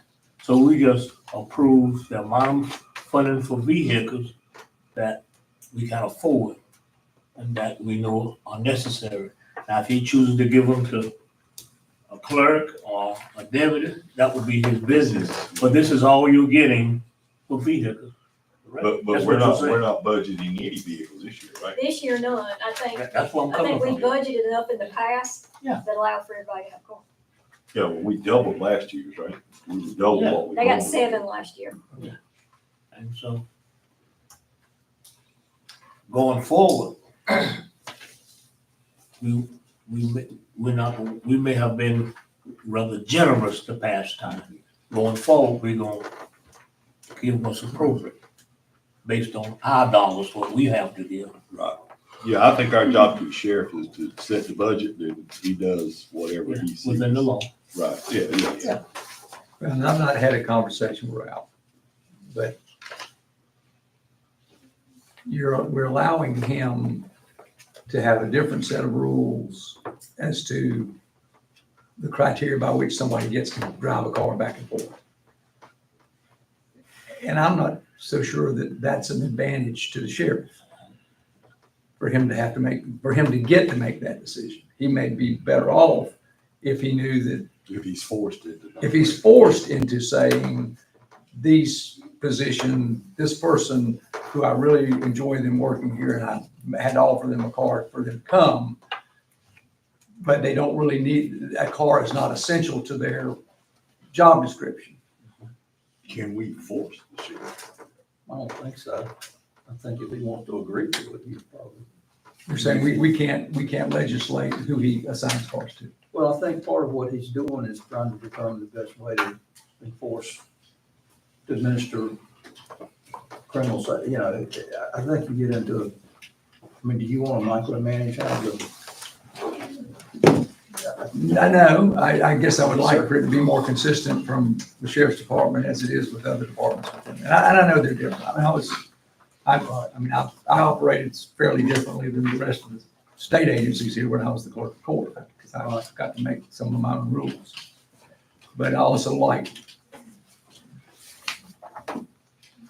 being accountable for what I did and and I could make statements and have rules for my staff because it was dictated to me by the state. Well, I think if push came to shove and he wanted to disagree, then he probably has the authority to do it the way he wants. But if he is looking for some help in how he handles the vehicles, then he can voluntarily do that. Well, and I guess my statement would be if he wanted to cut back, it might be beneficial to him if he was subject to some of the same rules the other departments are. That's, I guess, the better way to say that. Well, he's a kind of a unique animal, and even with personnel issues, he's got greater latitude than almost any other department. And he's not really a department; he's an elected official. But I think what we're saying is if we're not going to make those kinds of changes, then the amount of control we have has to do with the amount of budget money we allocate to it. So we don't have policy telling them what to do, right? So we don't have policy. No, because this will remain the same. He is subject to a separate policy, whatever he wants it to be. This says he does whatever he wants with his vehicle policy. And that's true for a number of different things. He has internal policies that may not coincide with the rest of the county. There may be some that do, but there's some that different. Yep. So I got a little off topic here, but I got a question on and it's kind of about a little bit about the budget, if you don't mind. That I've seen. I know we moved on, but on animal control. Now, does that comes out of the health department budget, right? Yes, sir. But that's not part of the Humane Society No. budget. That's not separate. part of that. So would that, I know we got 2 trucks here for animal control. And is that like a different part of the budget or just wrapped in one as health department budget? It's just part of their health department budget and Yeah. like your capital costs.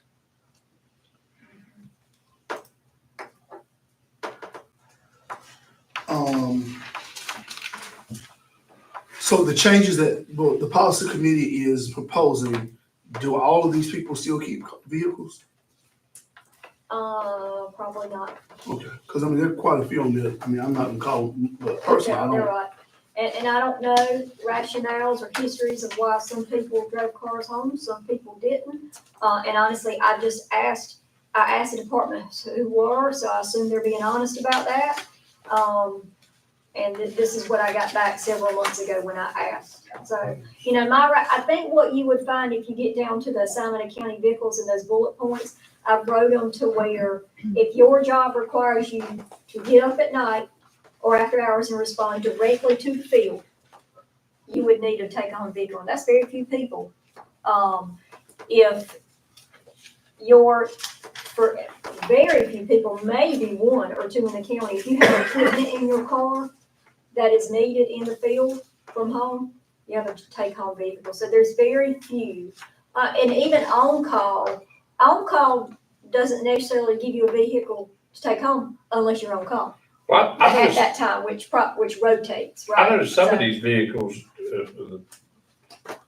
looks like they're taking home, and this actually out of the county. Yes, that's true.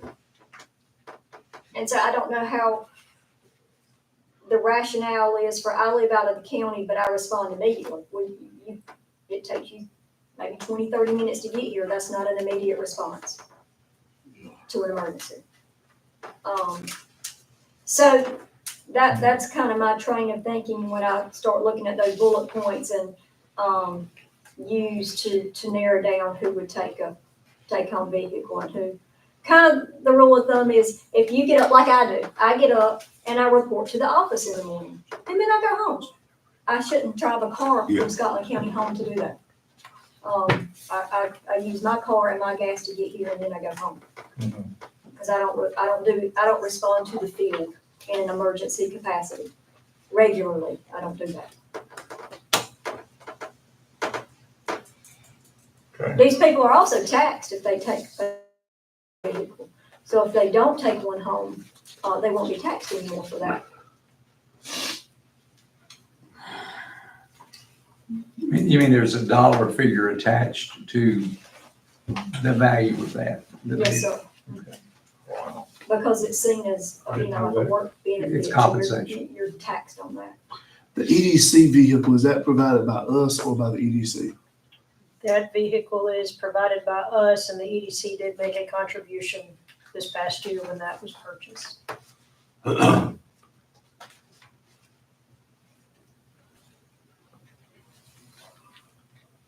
all the expenses and everything else related to it, the EDC covers. They cover.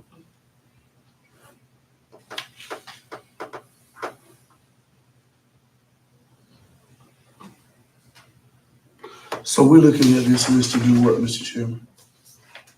Well, the list was just a reference point. The policy is if you agree to the changes that were in red, then you can vote on the tweaks to the vehicle use policy. Some of the other changes were just recommended by Mr. Johnson to make our policy, I don't know the right word, better, or not more legal is the right word, but just firm up our policy for, because it starts to go into the appropriate use of county vehicles, getting them inspected, running, civil, of course, record checks on anybody that's gonna drive a county vehicle, things like that, so. And also keep them on a direct route so that there's no issue about whether there's insurance applicable if there's a wreck and that sort of thing. What happened to the landfill vehicles? Because there's only one on here. And I know there were two. These are take home. Yeah, I think that's one. This just is to not just the take it fleet of home. vehicles across the county. Oh, Fleet of okay. vehicles is much larger. Take home vehicles, how many do we have? 90? How many? So these, 7 before the sheriff's office. Okay. so this, 7 or 10. 10, sorry. Yeah. 10. So Ms. Lee, policy approved, who on that 10 will no longer take home your vehicle? And I'm asking because if we approve it, we'll know where to anticipate the backlash. I agree. Off the top of my head, probably 911 communications. Mark Ward is a weird position because it's half EDC, half county, so it's. But go ahead. It's just That's a hard, it is potential. hard publicly to justify that. I'm just being honest. It's something I hear all the appreciate time. EMS, assistant director is kind of like, if he lived in the county, he would be a person that immediately responded, but you don't. So how do you justify that?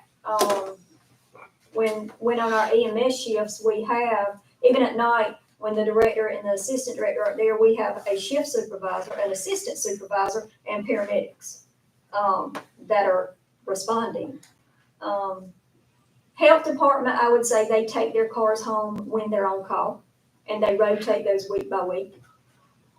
Parks and rec. So health department on them, like one takes it home one week, one takes Yes, sir. it home, so they both don't take it home every day. I don't know what they do now. Oh. My recommendation would, when I asked who has a take-home car, this was the list I got. My recommendation would be, you take it home when you're on call. Otherwise, you're not being called out. Yeah, Why so would you? rotate week to week. Yes, sir.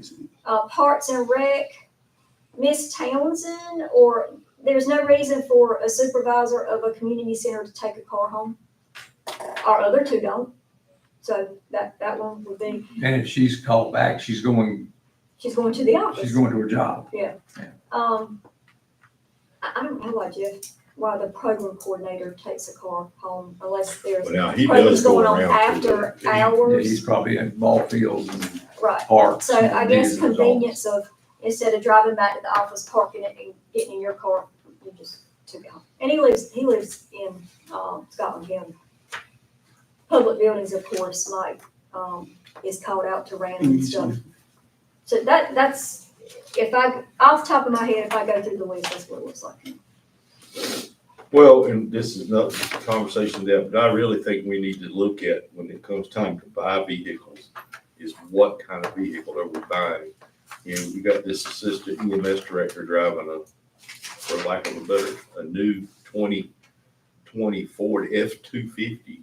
I don't know where he lives, but what in the world does it matter if he's got a 250 or a Ford Focus?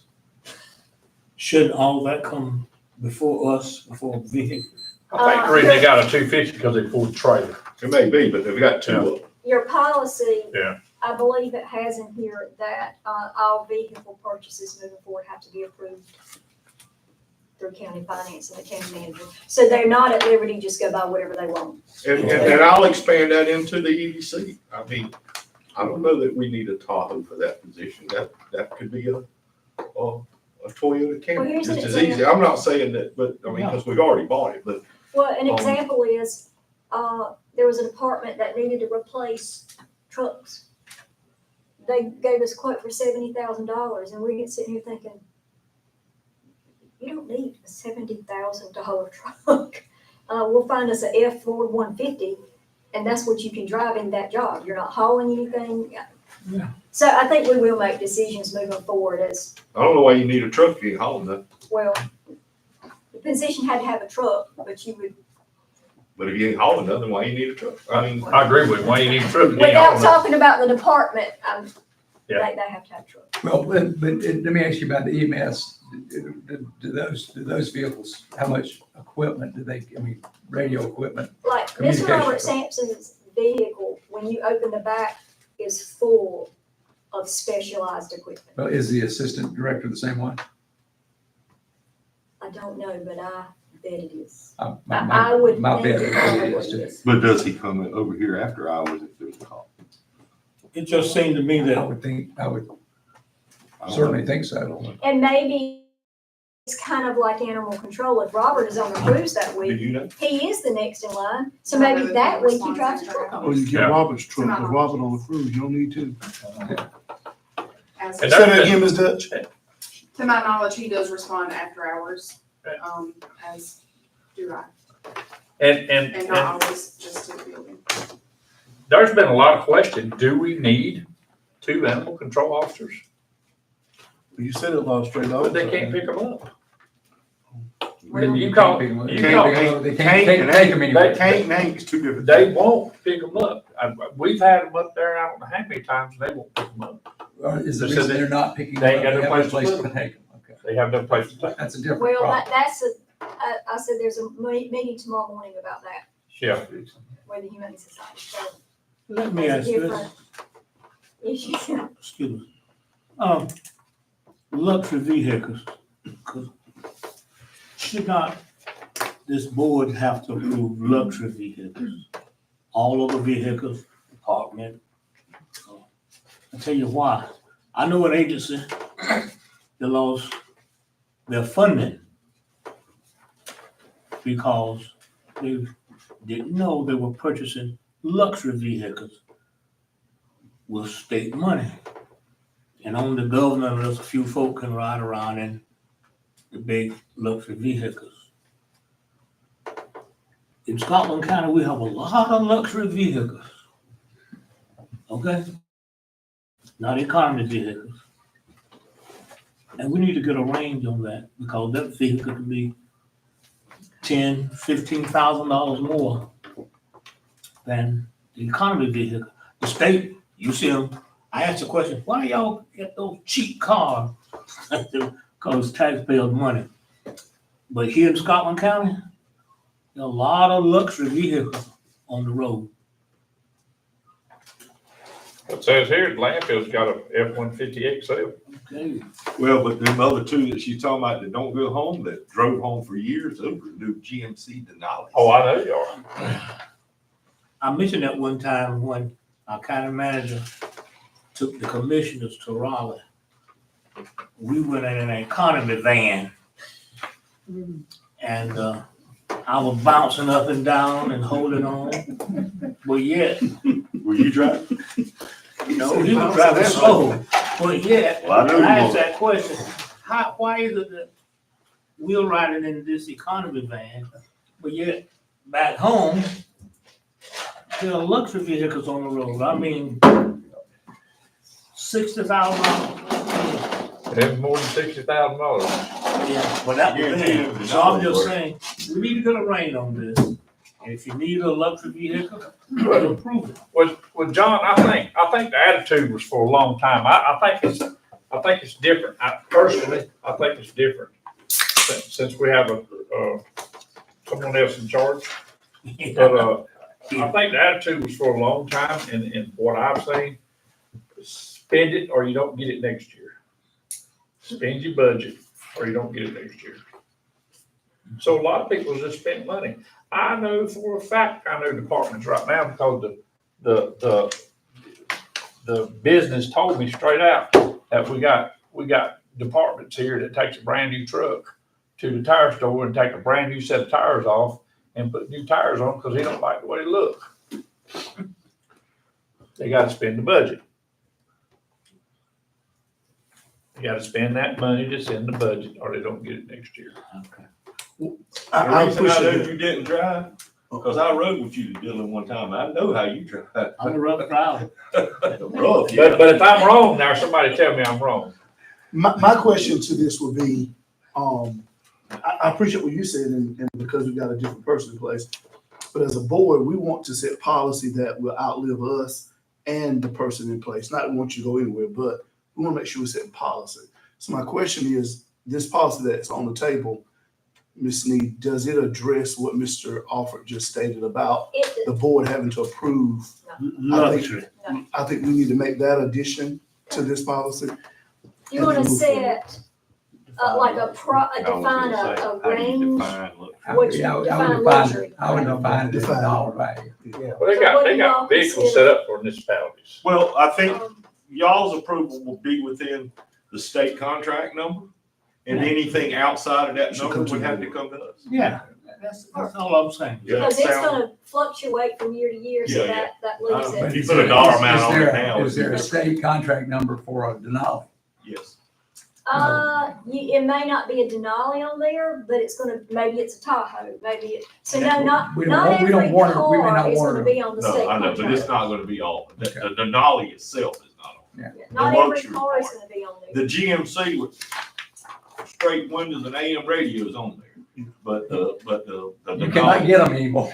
You know what I'm talking about. You remember what you I know. remember, but it costs you But more. now- Did you know it costs you more now to get a car with roll down windows than it does At electric? the same time, if I I was play willing to devil's pay that. advocate, luxury cars are on state contract list. Yeah, I think So state that doesn't contract quite is. solve your, Yeah, certain folk can get a luxury car. yeah, I You mean, know what the terminology is, but anything outside of the economy, basic, okay. state We'll get vehicles. some. Well, now, sometimes, guys, and I'm gonna tell you something, sometimes, right, now, Unless there's a special need, you might have a special need to have. It a should come before 250. sometimes what happens though, you got so many rebates on like that XL Ford, there's so many rebates on that Ford, you're actually getting it cheaper than you would just a straight line municipality vehicle. Cause sometimes that happens, they got so many rebates on there. That's true. Sometimes we're better not on state contract. So Right. I think the language we'll get language. We'll bring it back June 30th. Okay. Well, let's, the only other thing I would talk about in your not driving home list would be the 911 communications. Okay. I mean, And Miss Samantha's here, so she can, oh yeah. clearly people speak up. We'll close your ears, I ain't gonna talk about it. But, I think that would be a necessity, just because I don't think it's being overused. You can look at the mileage and tell that. Mhm. It's 8 years old and only got 40,000 miles, so it's not being overdriven. But I would see a need for that to be, especially if something happens there, somebody's got to get there and get that. But other than that, I agree. But why do we need it? Well, She's driving to an office, right? they don't, I don't But think. she don't I have to think you drive out just on the go to yard. the office, No, right? I don't just go to the office. There are times that I do respond to the field, and there are times that. Why would you need to respond to the field? For mobile communications in the field. What's an example of that? The search for, Miss Brenda, we were out in the field several of those days.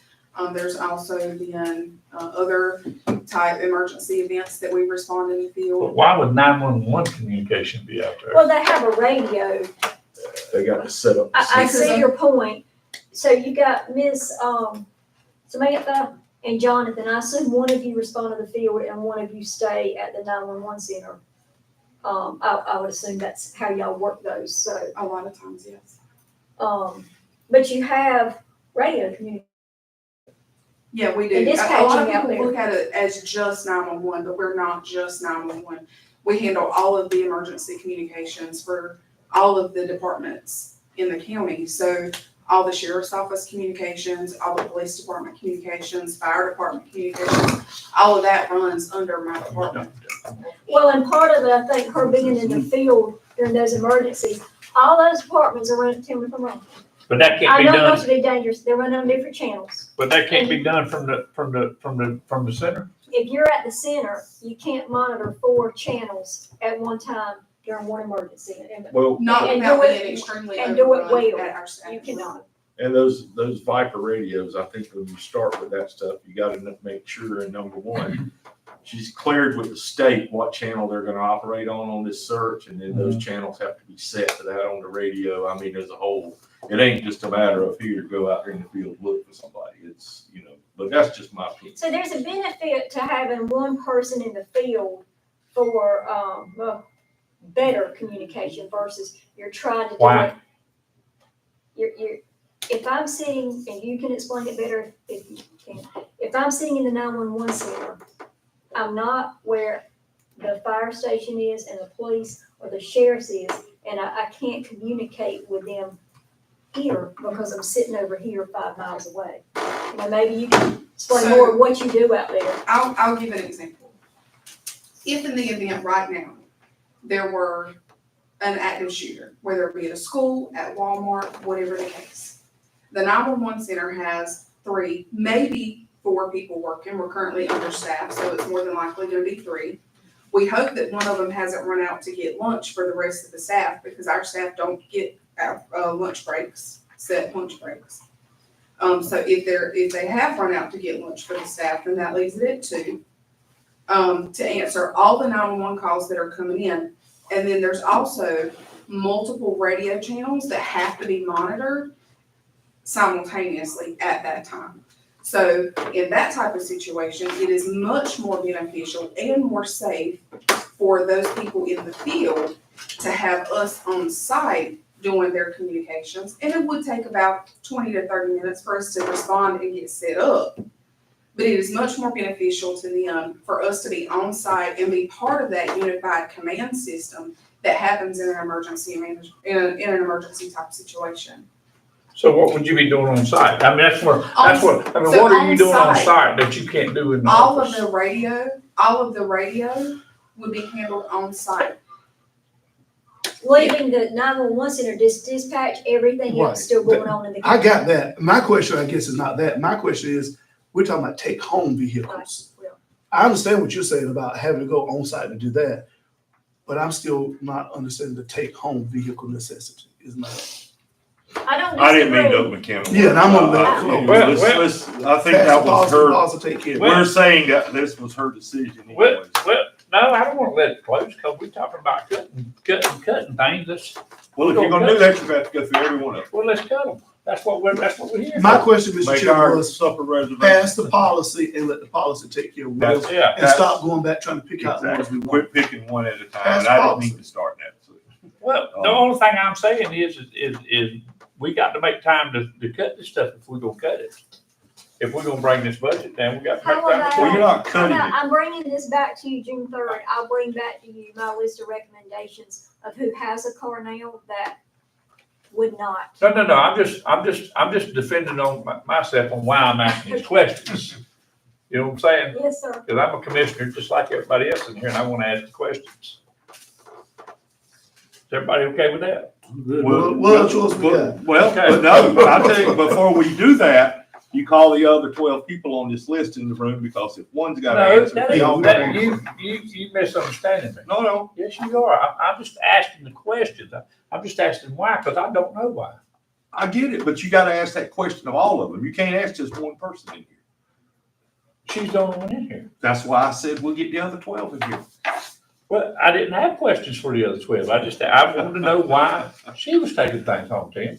I don't know why you so abrasive toward me over I'm there. not abrasive. Yes, you are too. All right. Take all the time you need, Commissioner Frizell. We'll be here to whatever time. No, I just have, now you're being the smart butt now. What do you want me to say? I say. No, I asked a question, you got a problem with it. Go ahead with your Now, I don't question. have a problem with Let's questions keep you moving. ask. Go ahead with your You don't need to have a problem with questions I I ask. don't have Go a ahead. problem with it. That ain't my point. Well, Let then it ride. let me make my point. Make your point. I just wanted to know what the deal was. I want to know why you would have 911 communication out in the field. That's what I want to know. It ain't got a thing to do with anything else except that I wanted to know. No, I get it, but she's answered that question. Okay, and that's what I was asking. No, but you said you wanted to approve which one of these we did. and- No, I did not. I think that if I may, county manager has said that she would come back to us our next meeting with the greater revisions or more information in regard to this policy, as well as her recommendation on which of those 10 vehicles would continue to allow to be taken on. Yes. Right. And that ain't what I was getting at. I was just asking, why would you go out on the field from 911?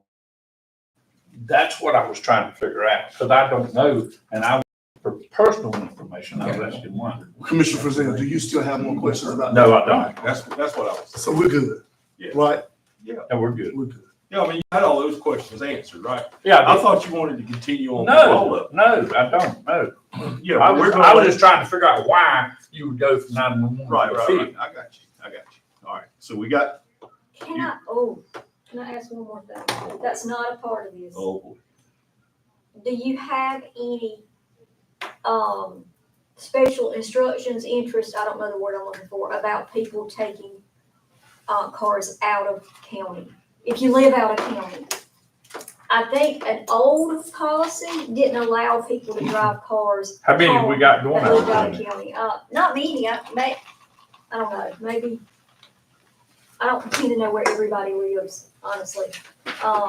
If we have And high. I'm not saying that towards any one person, I'm saying that for the future, to Mr. Gibson's point, is that something you want to have any control over or not? If we hire the person, knowing they live out of the county, and if their job requires valid vehicle home, we made that decision already. All right, well, there you go. I think you also need to be careful that the insurance company's aware of, you don't want to have a coverage issue about That way, that they're driving our vehicle. that they stay within the whatever I business they're don't know doing that for the we never county. asked that question, but I'll follow up on that. I bet they would have a bigger problem with it being out of state than it would be out of county. Well, some of them are, We may have that problem too. yeah. Have we got any out of the states? Knowing they live out of the county. I have to look, I don't think so, looking at this list, but it could easily happen if you hire somebody from McCall, Bennettsville. We have a lot of people, I know at least when I was at social services, that drive over from South Carolina. Now, they weren't taking, nobody takes vehicle home over there, but it could happen in the future. Okay. I'll check on the insurance piece though, otherwise I wouldn't do anything with that. Okay.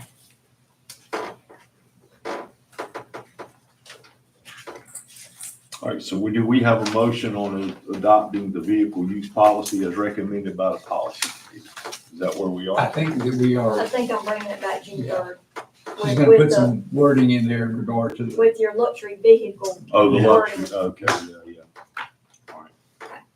Okay, so we can move on to item number 11, City of Laurinburg shared costs. So I'm learning more and more each day of the things we do for the city of Laurinburg, because we're very nice. The first topic is, at the end of this year, the agreement that was set up, between the county and the city of Laurinburg, that the county, partially funds our 911 operations center, comes to an end on June 30th, which means we will pick up doing all the cities, just as Ms. Samantha described, all their dispatching, all their 911. We'll just be doing that for fire, rescue, and LPD, with the city providing us no income to do so. But let me ask this real quick. We also take their after-hour and weekend power and sewer and water calls, right? Oh, okay. Samantha put together this for you, and that is the number and the percentage of calls that we work per se for the city of Lombard. Yeah, that's the one I got, but it won't turn sideways. So to make it easy for you, in 2023, the last 4 year on here, 52% of our law enforcement calls were LPD.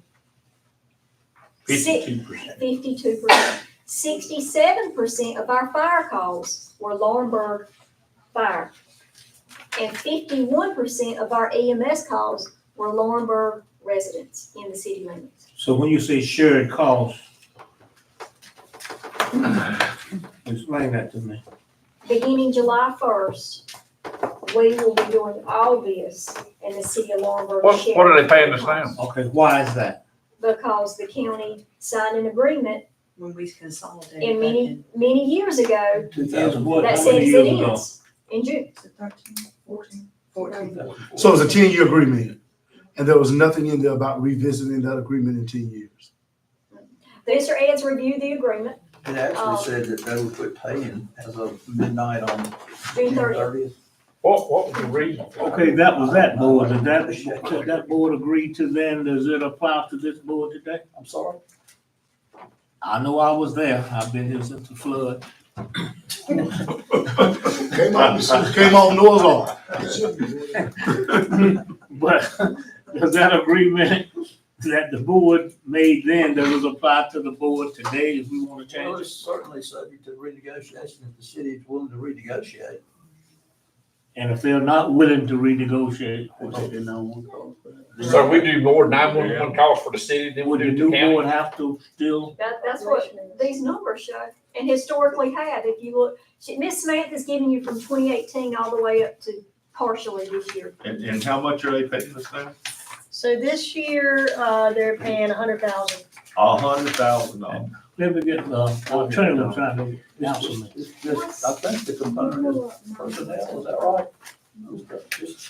Because they didn't want to get rid of any people back then, if I'm not mistaken. Yeah, we brought in their. We brought their people in.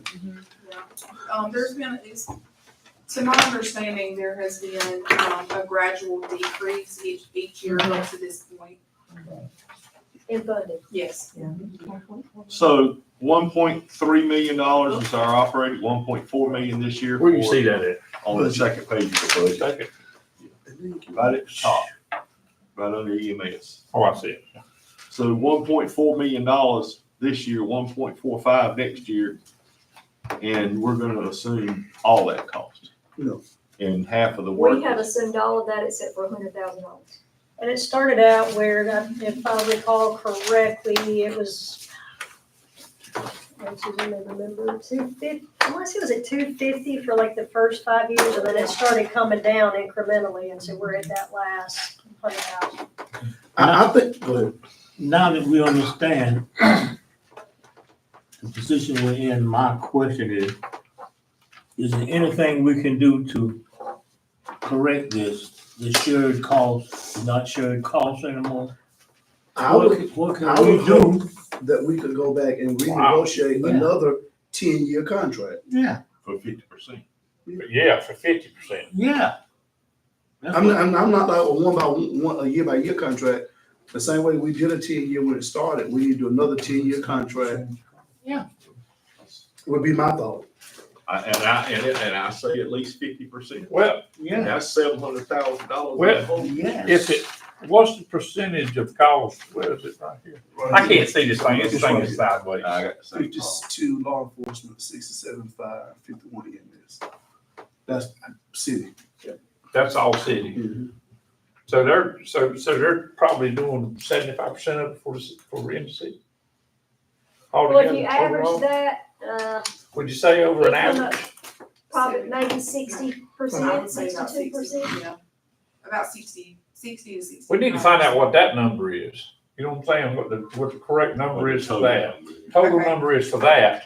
And then you go to the city and say, hey, this is the number for the I did, county, this is the number for the city. I Have you- did do a little bit more work, and broke some more things down. So in 2023, our total percent of calls, this is just calls for service, where somebody has been dispatched. This is not all calls received, because we receive a lot of calls that are just administrative type calls. Was 51% for 2023 From the city. from the city. Of combined services. Yes. 50%. But that counts, my water line broke, my No, power's that does out. not count that. So we do that for And them. that doesn't count for calls we answer, we simply don't have to dispatch anybody. Right. But it also, I bet there's a lot of calls and nights and weekends, my power's out, my So- water's out, So what do you do then? Do you call the power company? Do y'all do that? And then, We call the on-call water person or the on-call power person, to come out and respond. Sometimes we have to keep calling if we can't get anybody. and you say they paying what right now? As of July 1st, nothing. I mean, right now though, right now. $100,000 Boy, they getting a deal. Annual, this whole year. They getting a deal. for the That's year. correct. Yeah. Boy, that's a deal right there. So how do we want to fix it? I would made love my to see them suggestion. get another 10-year contract at a 50% of the cost. Absolutely. Even though they're costing us more than 50%, they should be participating in this. Do we need to, all right, so how do we send them a letter? What do we do to? Well, either that or the manager could speak with their manager and open the negotiations. I mean, Okay, let's do that right now. 50% would be how much? Do we need a motion to $700,000. authorize, I can That's a big speak, hole. That's the budget so- right a there. big hole? I can speak to the city manager, and he's gonna go speak, we hope he's gonna take it to his board, right? Yeah. And we can do that for 2 months. Or we can write a letter to their board. Well, the question I would have is what, if they choose not to do anything, what What's the outcome? then? what are our options? well, I'd probably want to research that and probably want to talk about that, not in open session. That's I think my point is, I think that we need to know what we're doing before we Yeah. throw down that gauntlet. Don't think I heard that. No, I mean, I think we can have a conversation, and I think we should, well, actually, I think we probably should have initiated this conversation A year ago. a year ago. I don't think your manager knew about that. but and I'm not putting that on her at all. Yeah, she wasn't here a year ago. But I think that before we put her in a position of having a conversation, we need to know kind of what our options might need to be. And should we not do it by letter rather than at the council, unless you just want to do it? Should you go to the, well, Would you rather go talk to them or have us send a letter from the board? I don't mind talking to Charles. I'm trying to think of a way, I mean, should you What's the talk to most- Charles or go in front of the? what's the most In front of the effective board. way. I don't think it's appropriate for me to just show up at a board meeting and start talking about I this. think we need to send a If we're letter. gonna talk about that, if we're gonna discuss that in closed session with, that might be part of what we can, Okay, I would suggest iron out. Okay. Sounds good. You can make those decisions. Yeah, okay. Okay. I don't know what the Yeah. alternatives are. The next is, I'm just throwing this out there, this is another thing I just learned, and Thomas is here, he can help me explain this even better, is that, we do all inspections for the city of Lombard. They don't have an inspector on staff, so we do them.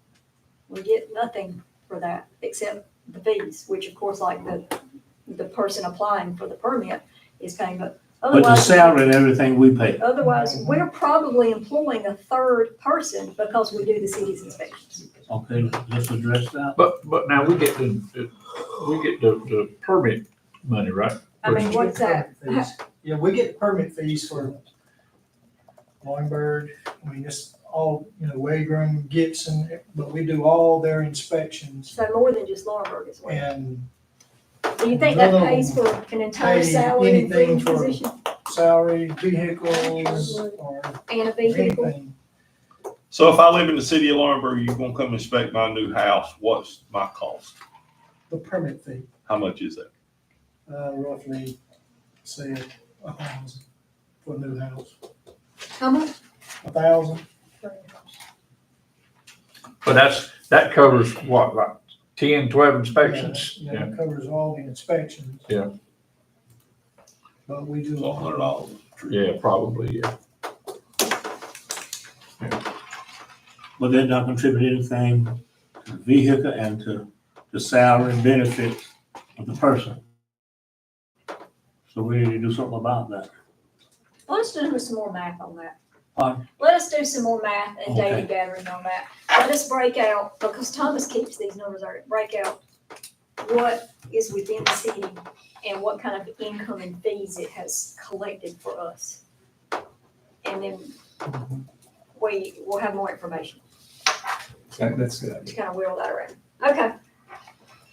Trillium, you asked me to bring, I'm sorry, I've moved through the agenda route. You missed it. No, it's okay. Go ahead. Trillium, you asked me to bring back, your maintenance of effort options. You had $22,000 left that you could allocate. Here's the 4 bullet points that they told me you could allocate to. So, you can choose to allocate it or you can choose not to, and they're gonna use it, for regional things if you don't allocate it.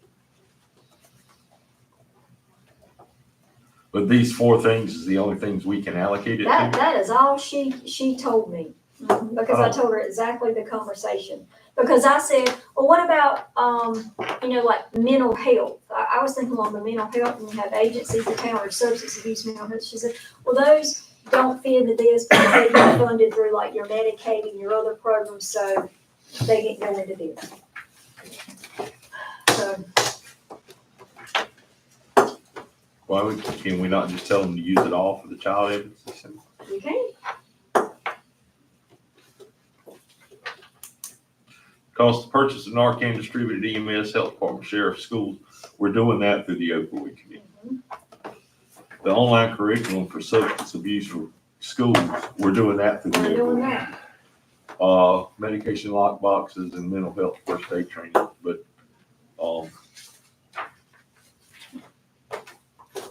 that's however y'all feel about that. But the first 2 we're doing through the opioid money, so. What is mental health first aid training? That is a training that would go to our county staff. I've had that before. where it helps you know how to work with people who come in who may have a mental health diagnosis, maybe they're mad, helps like with de-escalation tactics and just how to work with people who may have a diagnosis from a customer service standpoint. And, Is that something you think would be beneficial or more trouble? it was more pretty trouble than good it's worth? training, best I remember. It's been years ago. Have y'all done that maybe? It's been, that was. Okay, I think it would be good maybe for some of our first responders and people that are dealing with citizens a lot. Would you want, would it take all of that 22,000 to do that? East Point, I mean, Trillium would probably say it did, if they were gonna come in and train a lot of the county staff. And they might train other staff too, they may train part of the school system if they're already in the county doing that. I would recommend we spend that 22,000 on that, on mental health training for county and staff. I mean, I'm suggesting that, I'm not married to that, but rather than have it go to the, I mean, I think the Child Advocacy Center is something that we should have supported and will continue to support. If we need that extra money to go there, that's fine, but if not, let's use it somewhere else in our bullets. Motion for that. Well, yeah, and then I can give them the minutes of I that. will move that the 22,920 be spent on mental health first aid. All right, well, motion by Commissioner Gibson and a second by Mr. Alford. Any other discussion? All in favor? Aye. Any opposed? Okay. Next item on the agenda is any comments? I do have one question. City of Laurinburg, last night, I understood that some of the conversation was around IEJ. They did not discuss it because we had not made a request for them to continue their support of the utilities, or, I mean, we talked about some of the projects that we have and possibly asking them to help. And I understand that they said they couldn't make a decision because we had not asked them Because to. we had not made, I assume they're saying a formal recommendation because I have talked to City Manager Nichols weeks ago, right after our meeting. I had a conversation with him probably 2 days later, and he told me he was taking it to the city council. So maybe they mean a formal recommendation, like maybe we need a letter to Yeah, say. that may be the case. So, I don't mind drafting that and getting that to them. Yeah. Okay. Thank you. That's all I have. Jim. Just real briefly, the St. Andrews is making a request through the Scotland Development Corporation to our legislators for some, asking for some funding to repair their dining facility. And they've asked the EDC if we would write a letter in support of that, and the EDC board is currently considering that. I was going to ask this board if we would be willing to ask the chairman. I've mentioned this to Tim. This is not a surprise to him, but that for the county just to have a letter of support of St. Andrews' request for that funding. So, does anybody have any objection to us supporting that request? If not, I don't have any objection. I do have one question and a couple more I ask you later. Is there a particular reason that St. Andrews is going through this group rather than them making a request themselves? The physical property real estate of St. Andrews is actually owned by a nonprofit called Scotland Development Corporation. They're making the request through them. And it's because of them owning the property. And it's actually going to be a capital improvement to a building on their property. And it was also discussed whether or not St. Andrews could make the request on their own. There have been some examples where educational institutions have made requests, but they seem to be less. There have been fewer of those than there have been requests made by tax exempt entities that own property for those institutions. So we just need a consensus for that. Yeah. Hearing nobody opposed to it. Okay. Thank you. All right, Mr. Alford. Anything? I don't have anything. I don't have anything outside of what we've already talked about. So with that, we will need a motion to go into closed session for the items listed on the agenda. Offer motion. Second. Commissioner Gibson, first and second. All in favor? Any opposed? Thank y'all for coming and thank for those online watching. Yes, sir. We'll take 5 minutes before we go into that closed session.